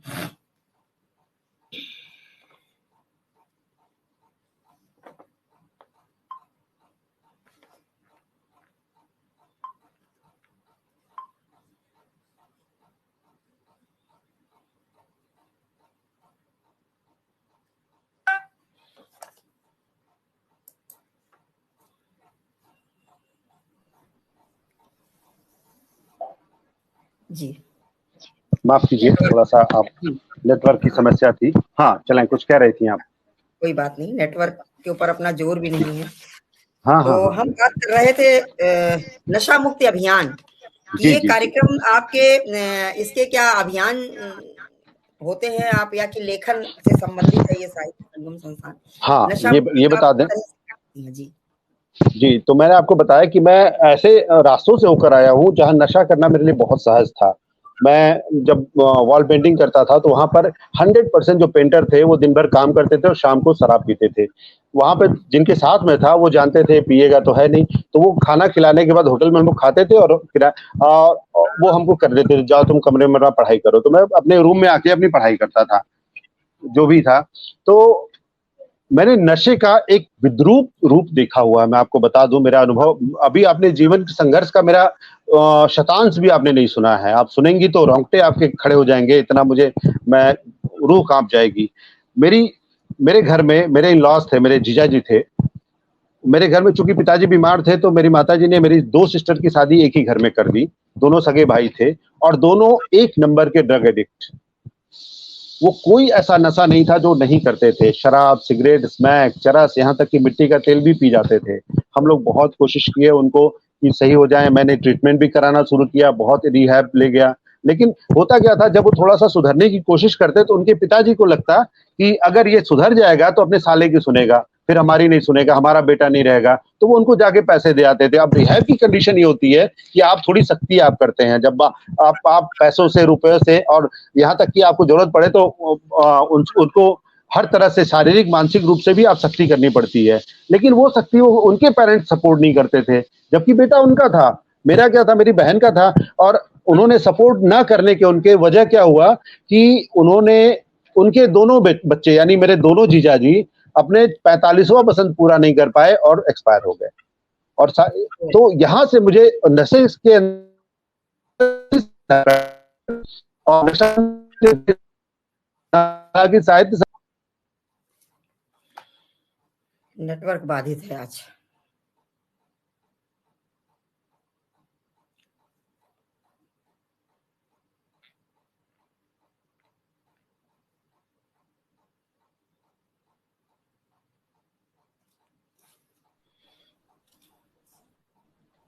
जी, इनको लगता है समाज साहित्य संगम संस्थान नशा मुक्ति अभियान में इनको लगता है कि ये रचनाएं लिख देने से नशा मुक्त समाज हो जाएगा। मेरी कई बार उनसे बात हुई और ये तो लेकिन उन्होंने कहा कि मिश्रा जी हमारा काम सिर्फ लिखना है। लेकिन मैं कहता हूँ सिर्फ लिखने से काम नहीं होता है। आप समाज में भीतर लोगों के अंदर जागरूकता तो पैदा करिए। सब नशा क्या होता है, तो नशा मुक्ति अभियान से मैं जुड़ा जरूर हूँ। मेरी जो नशे के प्रति जो नफरत कह लीजिए उसकी वजह से। लेकिन सच पूछिए तो साहित्य संगम संस्थान एक तरह से खाना पूर्ति करता है। वो सिर्फ वो चाहता है कि बस नशा मुक्ति अभियान में साहित्यकार लिख दें और हमारे पटल पर जो है golden book of world record में शामिल हो जाऊं, ऐसे हो जाऊं, तो वहां तक वो सीमित रहता है। जबकि मैं चाहता हूं कि वहां से आगे बढ़ो, हम समाज के अंदर जाएं, लोगों के अंदर जाएं, उसके बारे में बात करें, लोगों से बात करें। तो यहाँ पर है, लेकिन सचिव हूँ तो हूँ। और नशा मुक्ति अभियान के बारे में मैं साहित्यकारों से जुड़ा रहता हूँ, साहित्यकार लिखते हैं, तो वो है वो चीज। नहीं, लेखन से भी प्रभाव पड़ता है। पड़ता है, लेकिन एक बात बताएं, लेखन से प्रभाव पड़ता तो है, लेकिन जो नशा एक तरह से देखा जाए, जो नशे से व्यथित व्यक्ति है, जो परेशान है, उसको आप लेखन क्या भगवत गीता पढ़ाइए तो भी फर्क नहीं पड़ने वाला। वो लेखन समझेगा ही नहीं। ठीक है, नशाखोर जो है वो होश में ही नहीं है। हम कह रहे हैं आपको एक अधिवक्ता की बात कर रहे हैं, प्रैक्टिकल, कि एक नशे से व्यथित परिवार है, पति नशे का शिकार है, पत्नी जो है वो आपके लेखन से को क्या करेगी? अगर वो चाहे कि हमारा पति छोड़ दे तो छोड़ेगा तो है नहीं। वहां उसको मेंटल लेवल पर जिस चीज की जरूरत है वहां उसको हमें करना है, वो करना है। क्योंकि मैंने रियल लाइफ में देखा है, सब चीजें नजदीक से देखा है, इसलिए मैं कह रहा हूँ। तो लेखन जो है ये सामान्य, हाँ ये सामान्य जी, ये नशा मुक्त अभियान जो है ये सामान्य बुद्धिजीवी वर्ग के लिए, जैसे मैं नशा नहीं करता हूँ तो मैं मैं आपका लेखन पढ़ूंगा तो मैं प्रभावित होकर क्या करूंगा उससे? क्योंकि मैं तो ऑलरेडी नशा नहीं करता हूँ। तो प्रभावित तो उनको करना है ना जो नशा करते हैं या नशे की तरफ आकृष्ट होना चाहते हैं। ये मेरा अपना इससे है, लेकिन ये अभियान है, जुड़ा हूं तो हूं। जी। और जो है आप सनातन धर्म साहित्य परिषद उत्तर प्रदेश के अध्यक्ष जी हैं, देव निर्माल्य जी जी जी साहित्यिक संस्था के संस्थापक हैं, अंतरराष्ट्रीय जी श्रेया क्लब मंच के महासचिव हैं, नारायणी जी साहित्य अकेडमी के पूर्वांचल जी के प्रभारी हैं और जी नवोदय साहित्य मंच के आप प्रमाणन अधिकारी व सलाहकार हैं और जी साहित्य साधना काशी मंच के महासचिव हैं। तो इतने इतने जी दायित्व आपने अपने ऊपर लिए हुए हैं, तो इन सब में आप करने में आपको दिक्कत भी आती होगी। आपका अपना प्रोफेशन भी है, आपका अपना सामाजिक दायरा भी है और आपका जी संपादन भी है। तो बड़ा बहुत जो है बड़ा वृहद है आपका कार्य क्षेत्र जो है। तो आप ये कैसे इतनी संस्थाओं का आप दायित्व निर्वहन कैसे कर पाते हैं? आप थोड़ा वो अनुभव बताएं, फिर इसके बाद आपसे कुछ सुनेंगे, क्योंकि हमारे साहित्य मनीषियों जी की बिल्कुल। फरमाइश है। हमारे आदरणीय एक नागेंद्र नाथ गुप्ता जी कह रहे हैं, कुछ सुनाइए। जी जी जी बिल्कुल बिल्कुल, आपका आदेश सर माथा पर जरूर सुनाऊंगा। ये दायित्व सबसे पहले तो मैं आपको बता दूं, कोई भी दायित्व लेने से पहले मैं सबसे हाथ जोड़ता हूं कि कृपया हमें समय सीमा दीजिएगा। समय की बाध्यता मत करिएगा कि आपको 1 घंटे में करके देना है, नहीं, हमको हमारे हिसाब से काम करना है। अगर आपके पास इतना धैर्य है तब हमको काम दीजिएगा। और आपको बता दूं, साहित्य संगम संस्थान उत्तर प्रदेश इकाई में एक यहाँ के लोग जो हैं जानते हैं राजीव जी के पास जो काम है वो होगा। वो कब होगा कैसे होगा इससे उनको कोई टेंशन नहीं है, बस होगा। उसी तरह से श्रेया क्लब का भी है। आदरणीय जो अर्चना श्रेया जी हैं, पटल की संस्थापिका हैं, और सुधीर श्रीवास्तव भैया हैं, ये लोग भी जानते हैं कि जो काम राजीव के पास है वहाँ इब्बट की जरूरत नहीं है। बस उनको आप दे दीजिए और समय दे दीजिए, हो जाएगा काम। तो जितने भी लोग हैं वो अपना समय हमको दे देते हैं और बस कार्यक्रम होता रहता है, काम होता रहता है। हाँ, अगर कोई कहता है कि नहीं हमारा काम अभी कर दीजिए, वहाँ पर मैं असहज हो जाता हूँ, क्योंकि हमारा प्रोफेशन ऐसा है, मैं कहाँ हूँ कहाँ नहीं हूँ, दिन भर भटकता रहता हूँ।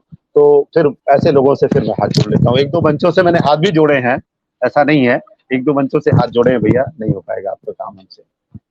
जी। और इसी बीच डॉक्टर रत्नेश्वर सिंह जी हमारे मध्य जुड़ गए हैं पटना से। जी बहुत जी विद्वान हैं और प्रोफेसर रहे हैं और बहुत अच्छे वक्ता हैं, ज्ञान के भंडार हैं। उनको हम जब क्या बात सुनते हैं तो बिल्कुल उनकी ज्ञान क्या गंगा में हम बिल्कुल अवगाहन करने लगते हैं, डूब जाते हैं उनके। आज मंच पर हैं, उनका आशीर्वाद मिल रहा है। आपका बहुत-बहुत स्वागत वंदन करती हूँ और आपकी उपस्थिति बड़ी महनीय है हमारे लिए, तो बहुत-बहुत नमन वंदन करती हूँ। और अब आप कुछ सुना दें, थोड़ा-सा धारा को थोड़ा नीरसता ना आ जाए, थोड़ी सरसता ला जी देते हैं। बिल्कुल आपने बिल्कुल, नारियों के सरसता ला विषय में देते हैं। आप नारी की आपकी 2 पंक्तियाँ मैं पढ़ती हूँ, इसके बाद आप जो चाहें वो पढ़ें। जी धन्य है नारी महिमा तेरी, धन्य तपस्या त्याग तेरा, और सृष्टि की गति चलमान अगर है, उसमें भी है हाथ तेरा। 2 पंक्तियाँ आपकी नारी जी सम्मान में लिखी हुई हैं। तो ये पंक्तियाँ जी जी अच्छी लगी मैं। तो अब आपका जी स्वागत करती हूँ। आप कुछ अपने मन का कुछ थोड़ा स्वर में उसमें तरन्नुम में सुना दें कुछ। तो जी जी जी जी, बिल्कुल, बहुत थोड़ा बहुत धन्यवाद, मैं सुनाता हूँ। और बात नशा मुक्त अभियान की चल रही थी, तो मैं एक रचना नशा मुक्त अभियान पर ही सुना देता हूँ। ये आपके आशीर्वाद से बहुत लोगों ने इसको पसंद किया, और इस रचना की सार्थकता ये रही कि मैं एक बार बिहार के कार्यक्रम में था, तो मुझे वहाँ पे बताया गया कि आपको ये रचना आपको नीतीश जी को सुनानी चाहिए थी, वो आपकी रचना को जरूर करते। तो मैंने कहा आदरणीय ये वक्त आएगा तो नीतीश जी भी सुनेंगे, तो सुने ये रचना। एक बात मैं और आपको बता दूं, मेरी ज्यादातर रचनाओं में मैं अकेला नहीं होता हूँ, मैं पूरे समाज को समाहित करता हूँ, आप सबको, क्योंकि मेरा मानना है नेक कार्य जो है वो कोई अकेला नहीं होता, उसके लिए सबकी सहभागिता की आवश्यकता होती है। सब शुरू करते हैं तभी होता है। तो सुने, एक नशा मुक्त अभियान पर मैंने एक मेरी रचना, स्वागत है। देश अपना ये एक परिकल्पना है, नशा मुक्त देश। ये स्वागत रचना का शीर्षक है नशा मुक्त देश। देश अपना नशा मुक्त हो दोस्तों, देश वाह! अपना नशा मुक्त हो दोस्तों, ये अलख आओ मिलकर जगाए चले, देश अपना नशा मुक्त हो दोस्तों, ये अलख आओ मिलकर जगाओ जगाए चलो। अब देखें, मैंने अपने आप को अकेले नहीं कहा, मैं सबको कहा है कि सब लोग चलिए सब मिलकर अलग जगाएं। है नशा एक जहर, दूर इससे रहो, कोशिश मेरी रहती है मैं सादा लिखूं, सरल भाषा में लिखूं। है नशा एक जहर, दूर इससे रहो, बात जन जन को मिलकर बताए चलो, देश अपना नशा मुक्त हो दोस्तों, ये अलख आओ मिलकर जगाए चलो। खूबसूरत सी है जिंदगानी बड़ी, मैं हमेशा कहता हूँ जिंदगी बहुत खूबसूरत है, खूबसूरत सी है जिंदगानी बड़ी, जिंदगी को गले से लगाए चलो, देश बहुत बढ़िया। अपना नशा मुक्त हो दोस्तों, ये अलख आओ मिलकर जगाए चलो। अब देखें, मेरा जो पहला कदम होता है ना, उस कदम को रोकना बहुत जरूरी होता है, क्योंकि मेरा मानना है कि हम सब उस एज से गुजरे हैं, उस उम्र से गुजरे हैं। एक उम्र ऐसी आती है जब एक्सपेरिमेंटल एज मानी जाती है, जब आदमी नए नए प्रयोग करता है, चाहे वो अच्छा हो बुरा हो कोई फर्क नहीं पड़ता, लेकिन करता है। उस एज पर मैं बात करता हूँ। रोक लो पाँव जब भी, क्योंकि बहकने की उम्र वही होती है। रोक लो पाँव जब भी बहकने लगे, खुद पे विश्वास करना सिखाए चलो, देश वाह अपना नशा मुक्त हो दोस्तों, ये अलख आओ मिलकर जगाए चलो। अब देखें, फिर मैं पूरे समाज को समाहित कर रहा हूं अपनी लाइनों में। हाथ से हाथ कंधे से कंधा मिला, हाथ वाह से हाथ कंधे से कंधा मिला, जागरूकता नशे की बढ़ाए चलो, देश अपना नशा मुक्त हो दोस्तों, ये अलख आओ मिलकर जगाए चलो। अब देखें, वाह बड़ी कॉमन सी चीज है, कुछ चीजें। वैसे नैतिक पतन की वजह है नशा, वैसे नैतिक पतन की वजह है नशा, है पता फिर भी सबको बताए चलो। देखिए, लोग जानते हैं कि नशा नैतिक पतन की वजह है, लेकिन इसके बावजूद नशा करते हैं। फिर सुने इस लाइनों को। वैसे नैतिक पतन की वजह है नशा, है पता फिर भी सबको बताए चलो, देश अपना नशा मुक्त हो दोस्तों, ये अलख आओ मिलकर जगाए चलो। और देखें, वाह अच्छे कामों में मुश्किलें कैसे आती हैं। जानता हूं कि मुश्किल बहुत आएगी, जानता हूं कि मुश्किल बड़ी आएगी, राह इंसानियत की दिखाए चलो, देश अपना नशा मुक्त हो दोस्तों, ये अलख आओ मिलकर जगाए चलो। और सुने, भूल कर भी नशे का न सेवन करो, भूल कर भी नशे का न सेवन करो, बात सबको जहां में बताए चलो, देश अपना नशा मुक्त हो दोस्तों, ये अलख आओ मिलकर जगाए चलो। और अंतिम बंद है, वाह कहते हैं नशा जो नशे से नशे का शिकार व्यक्ति होता है, उसको आत्मिक कहते हैं ना, आत्मिक और आध्यात्मिक दोनों संबल की जरूरत होती है। तो उसी पे है, ऐसे गुमराह भटके हुए लोगों को, ऐसे गुमराह भटके हुए लोगों को फलसफे जिंदगी के बताए चलो, देश वाह अपना नशा मुक्त हो दोस्तों, ये अलख आओ मिलकर जगाए चलो। ये एक रचना थी नशा मुक्त पर। बहुत बढ़िया। कैसी लगी है ये बहुत आप बढ़िया। देश ज्यादा अच्छी देश तरह अपना नशा बताएंगे। मुक्त हो। बहुत जी बढ़िया। संदेश प्रद रचना और जी, सार्थक रचना। अब कौन इससे क्या लेता बहुत है ये बहुत उसके धन्यवाद। ऊपर है। उसके हमारा ऊपर है जो है निश्चय। काम। जी। और राजीव रंजन जी, ये जो साहित्य संगम संस्थान है, इसमें जी योगशाला छंद, ये शालाएं लगा करती हैं, व्याकरण शाला, तो ये शालाएं जी कौन लेता है? ये क्या इसके एक्सपर्ट्स हैं या आप लेते हैं? कौन लेता है ये जी, इनकी? नहीं नहीं, हम नहीं लेते हैं, ये शालाएं इनकी अलग अलग हैं, इसके एक्सपर्ट अलग अलग हैं, जो जहाँ पर छंद सिखाया जाता है, योग सिखाया जाता है, व्याकरण सिखाया जाता है, ये सब कुछ वहाँ होता है। अगर आपको व्याकरण सीखना है, आपको तहत सीखना है, तो वहाँ पर वो सिखाते हैं। हालांकि बहुत से साहित्यकार इन सब चीजों में, आज की डेट में हमारे साहित्य की बड़ी दुर्भाग्य है कि बहुत से साहित्यकार तहत को वरीयता नहीं देते हैं, तहत में कुछ कहना नहीं चाहते हैं। मुझे बहुत अफसोस के साथ कहना पड़ता है कि मैं मंचों पर मैंने देखा है कि बहुत से ऐसे साहित्यकार हैं जो कहाँ से शुरू करते हैं और कहाँ जाते हैं और क्या बीच में कहना चाहते हैं, समझ में नहीं आता है।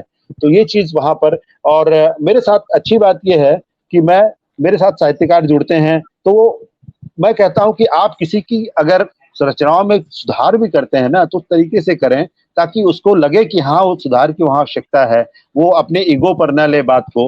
और कोई भी रचनाकार अगर ईगो पर लेता है तो शायद वह सही रचनाकार नहीं है, क्योंकि परिपक्व तो कोई नहीं होता है। कहीं न कहीं शब्दों की सीमाएं तो बहुत सारी हैं, जहां पर समंदर है शब्द, उस समंदर में से आपको छानना पड़ता है, तो वो छानने में हमसे त्रुटि हो सकती है। हम सूर, कबीर या तुलसी नहीं है।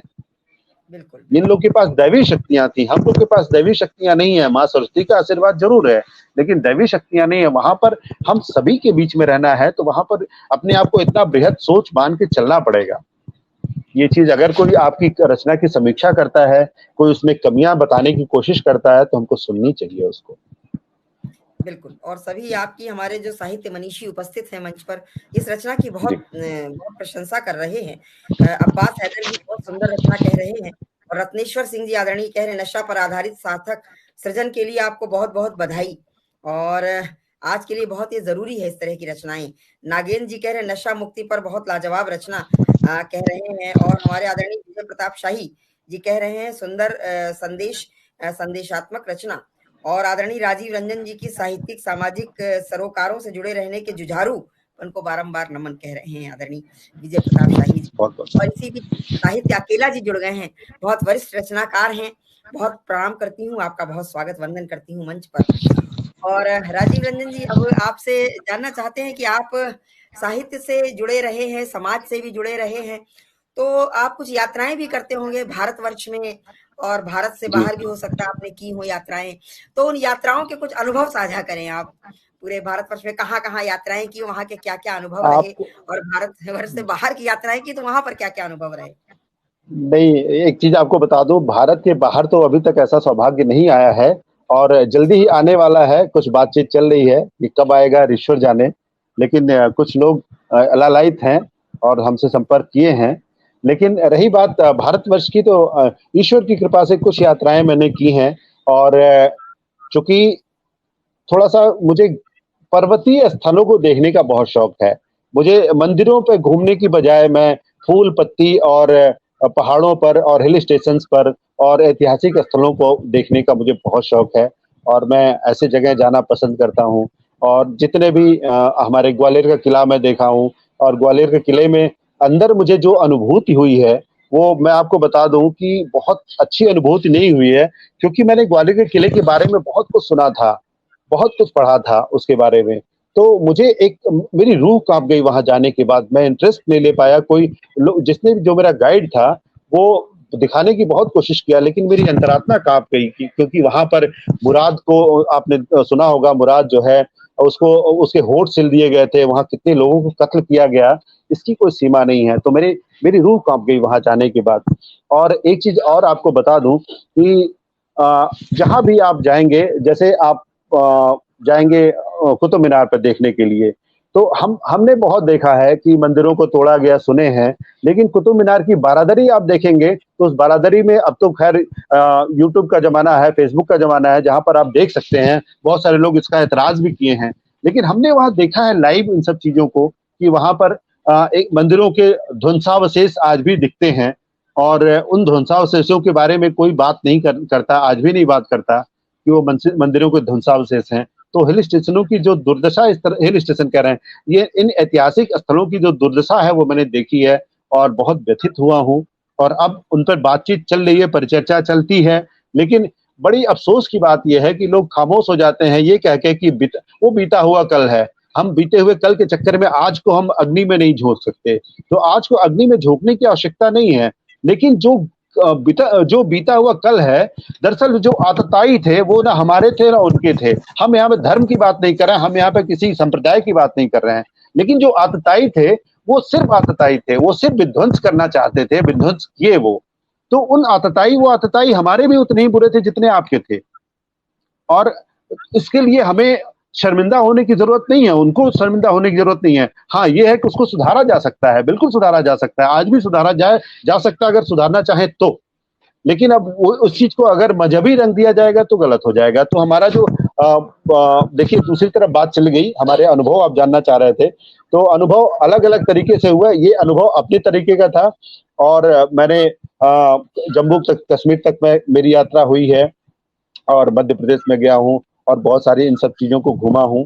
तो कुछ यात्राएं जरूर मैंने की है, लेकिन आपको बता दूं, जीवन मेरा संघर्ष में ऐसा रहा है कि बहुत कम यात्राएं करने का मौका मिला है, मगर मैंने की है यात्राएं।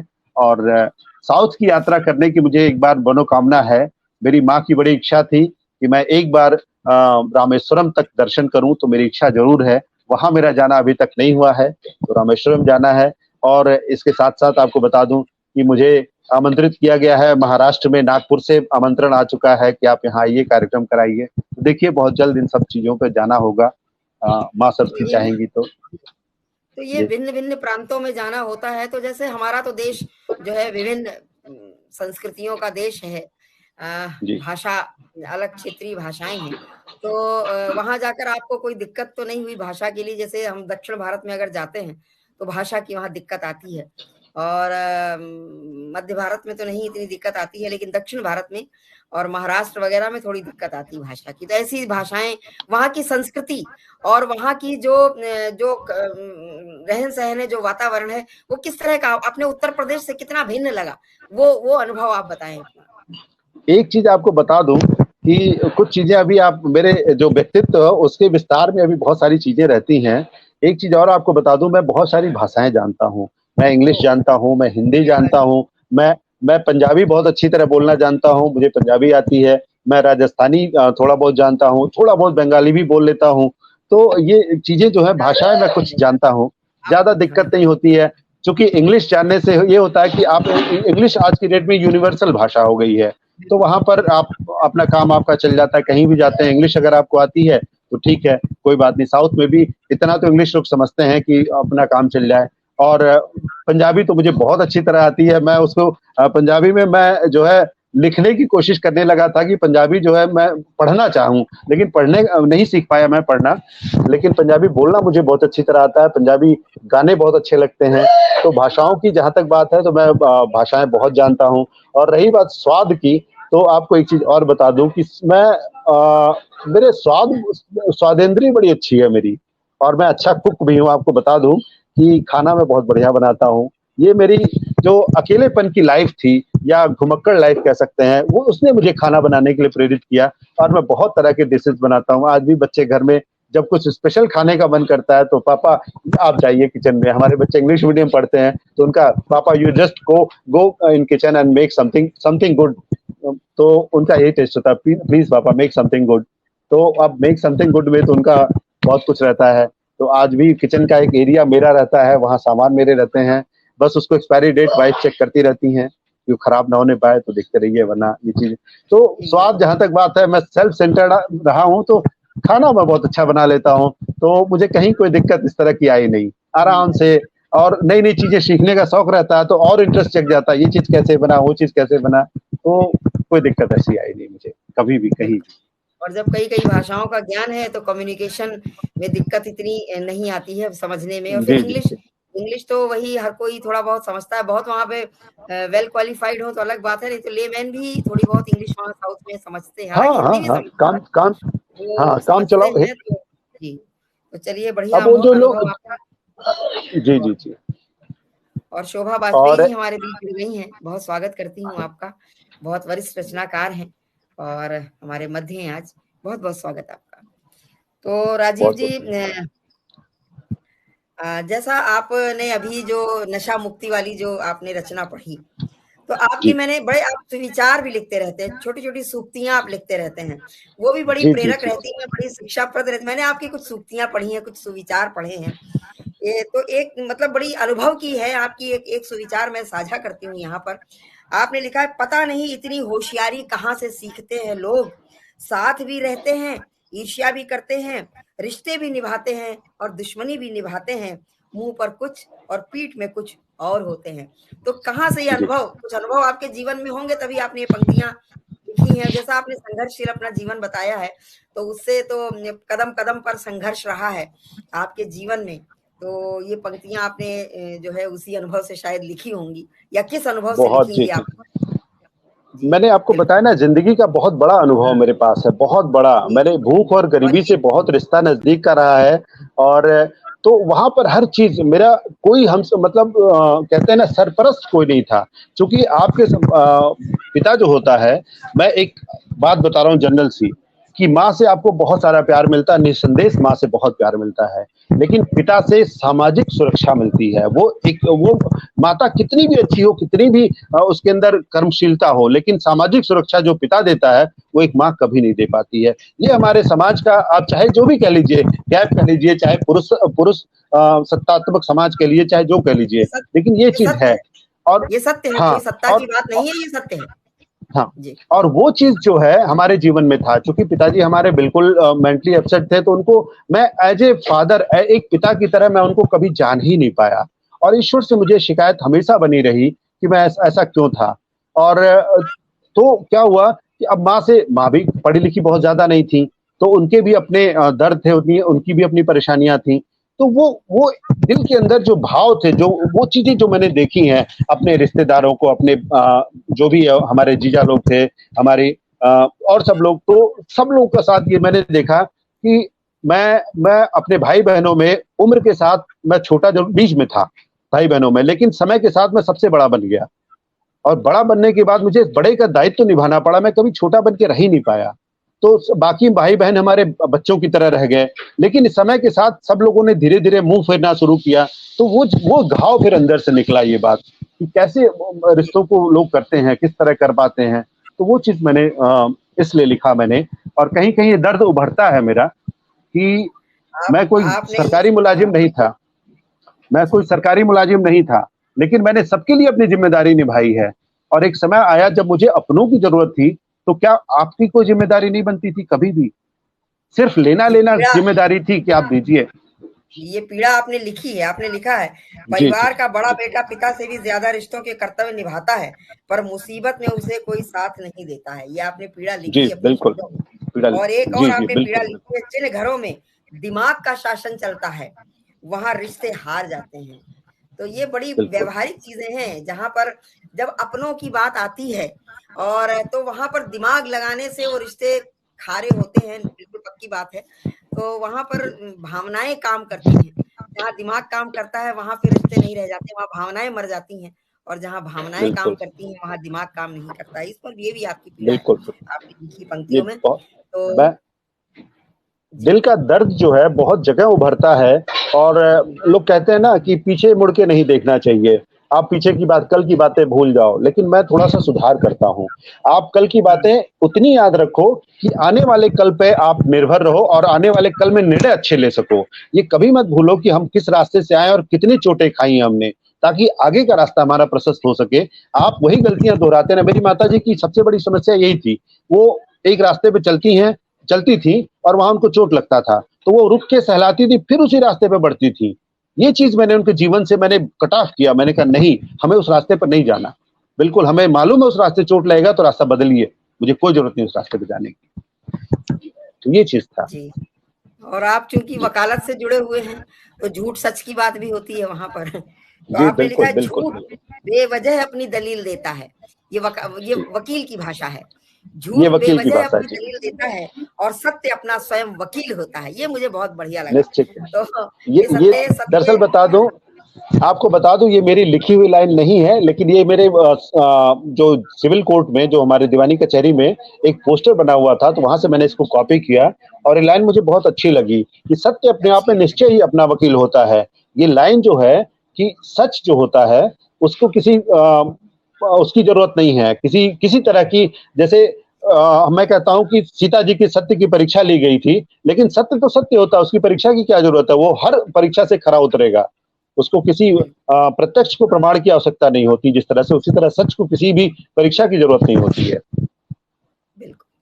तो बिल्कुल। बहुत जो है बहुत अच्छा आज की वार्ता रही हमारी, और समय भी धीरे धीरे आगे बढ़ रहा है। तो चलते जी चलते जी मैं आपसे एक और बात जानना चाहूंगी कि आज के परिप्रेक्ष्य में जी।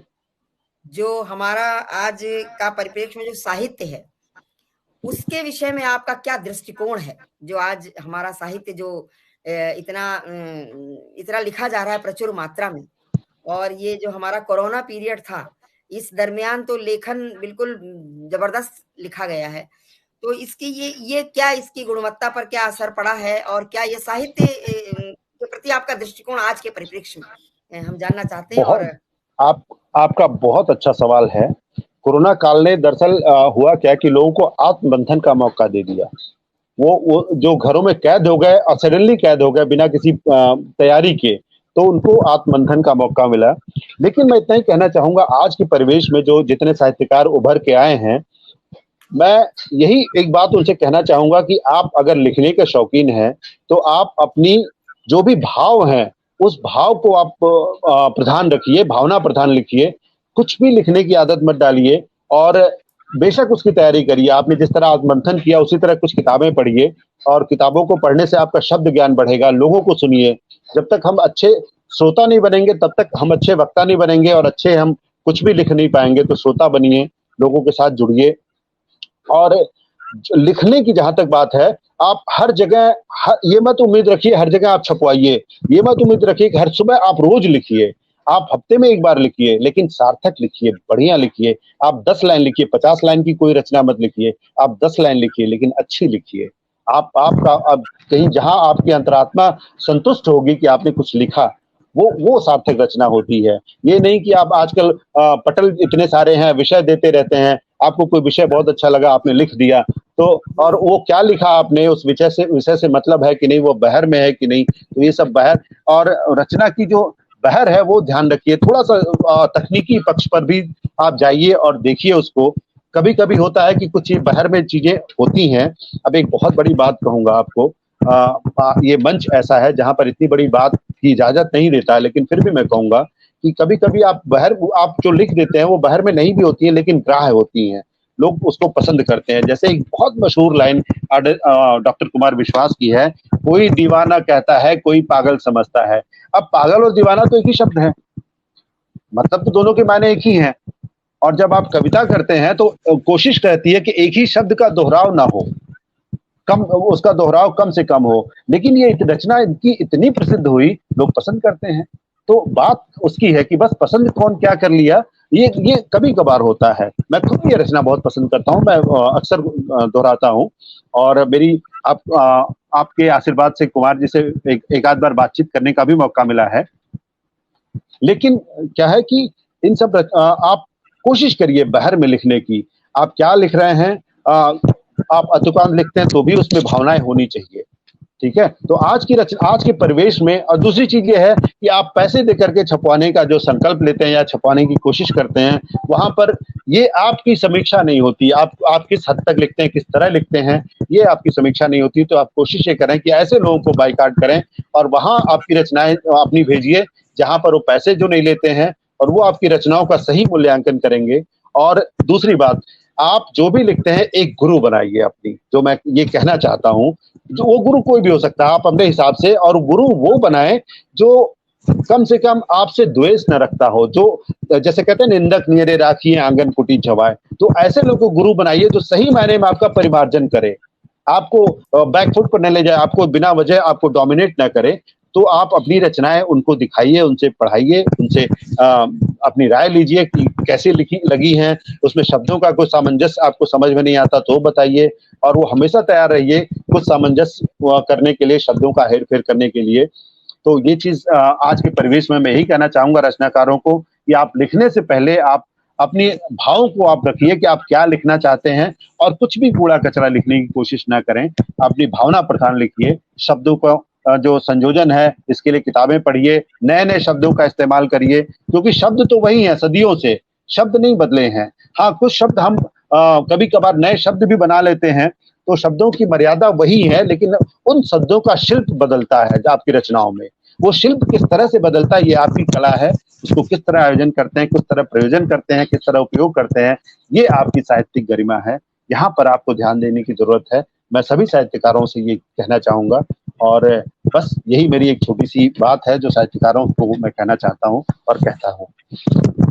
बहुत बढ़िया संदेश दिया आपने। निसंदेह जी। जो लिखा जाए थोड़ा सा भावपूर्ण भी हो, और लोकप्रियता की बात है, निसंदेह कुमार विश्वास जी मेरे बहुत ही पसंदीदा कवि हैं।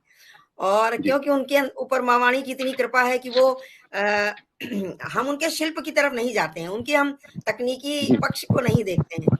उनका जो जी जी जी प्रस्तुतिकरण है वो अद्भुत रहता है, और जो अद्भुत है जो रहता है। उनको लोकप्रियता दिलाता है, और लोग उनको सुनने के लिए तो कितनी भीड़ उमड़ती है हम सभी जानते हैं। तो मैं खुद भी गया उनके कार्यक्रम में सुनने के लिए, गोरखपुर आए हुए हैं वो, और मैं उनके कार्यक्रम में गया हूँ, सुना हूँ।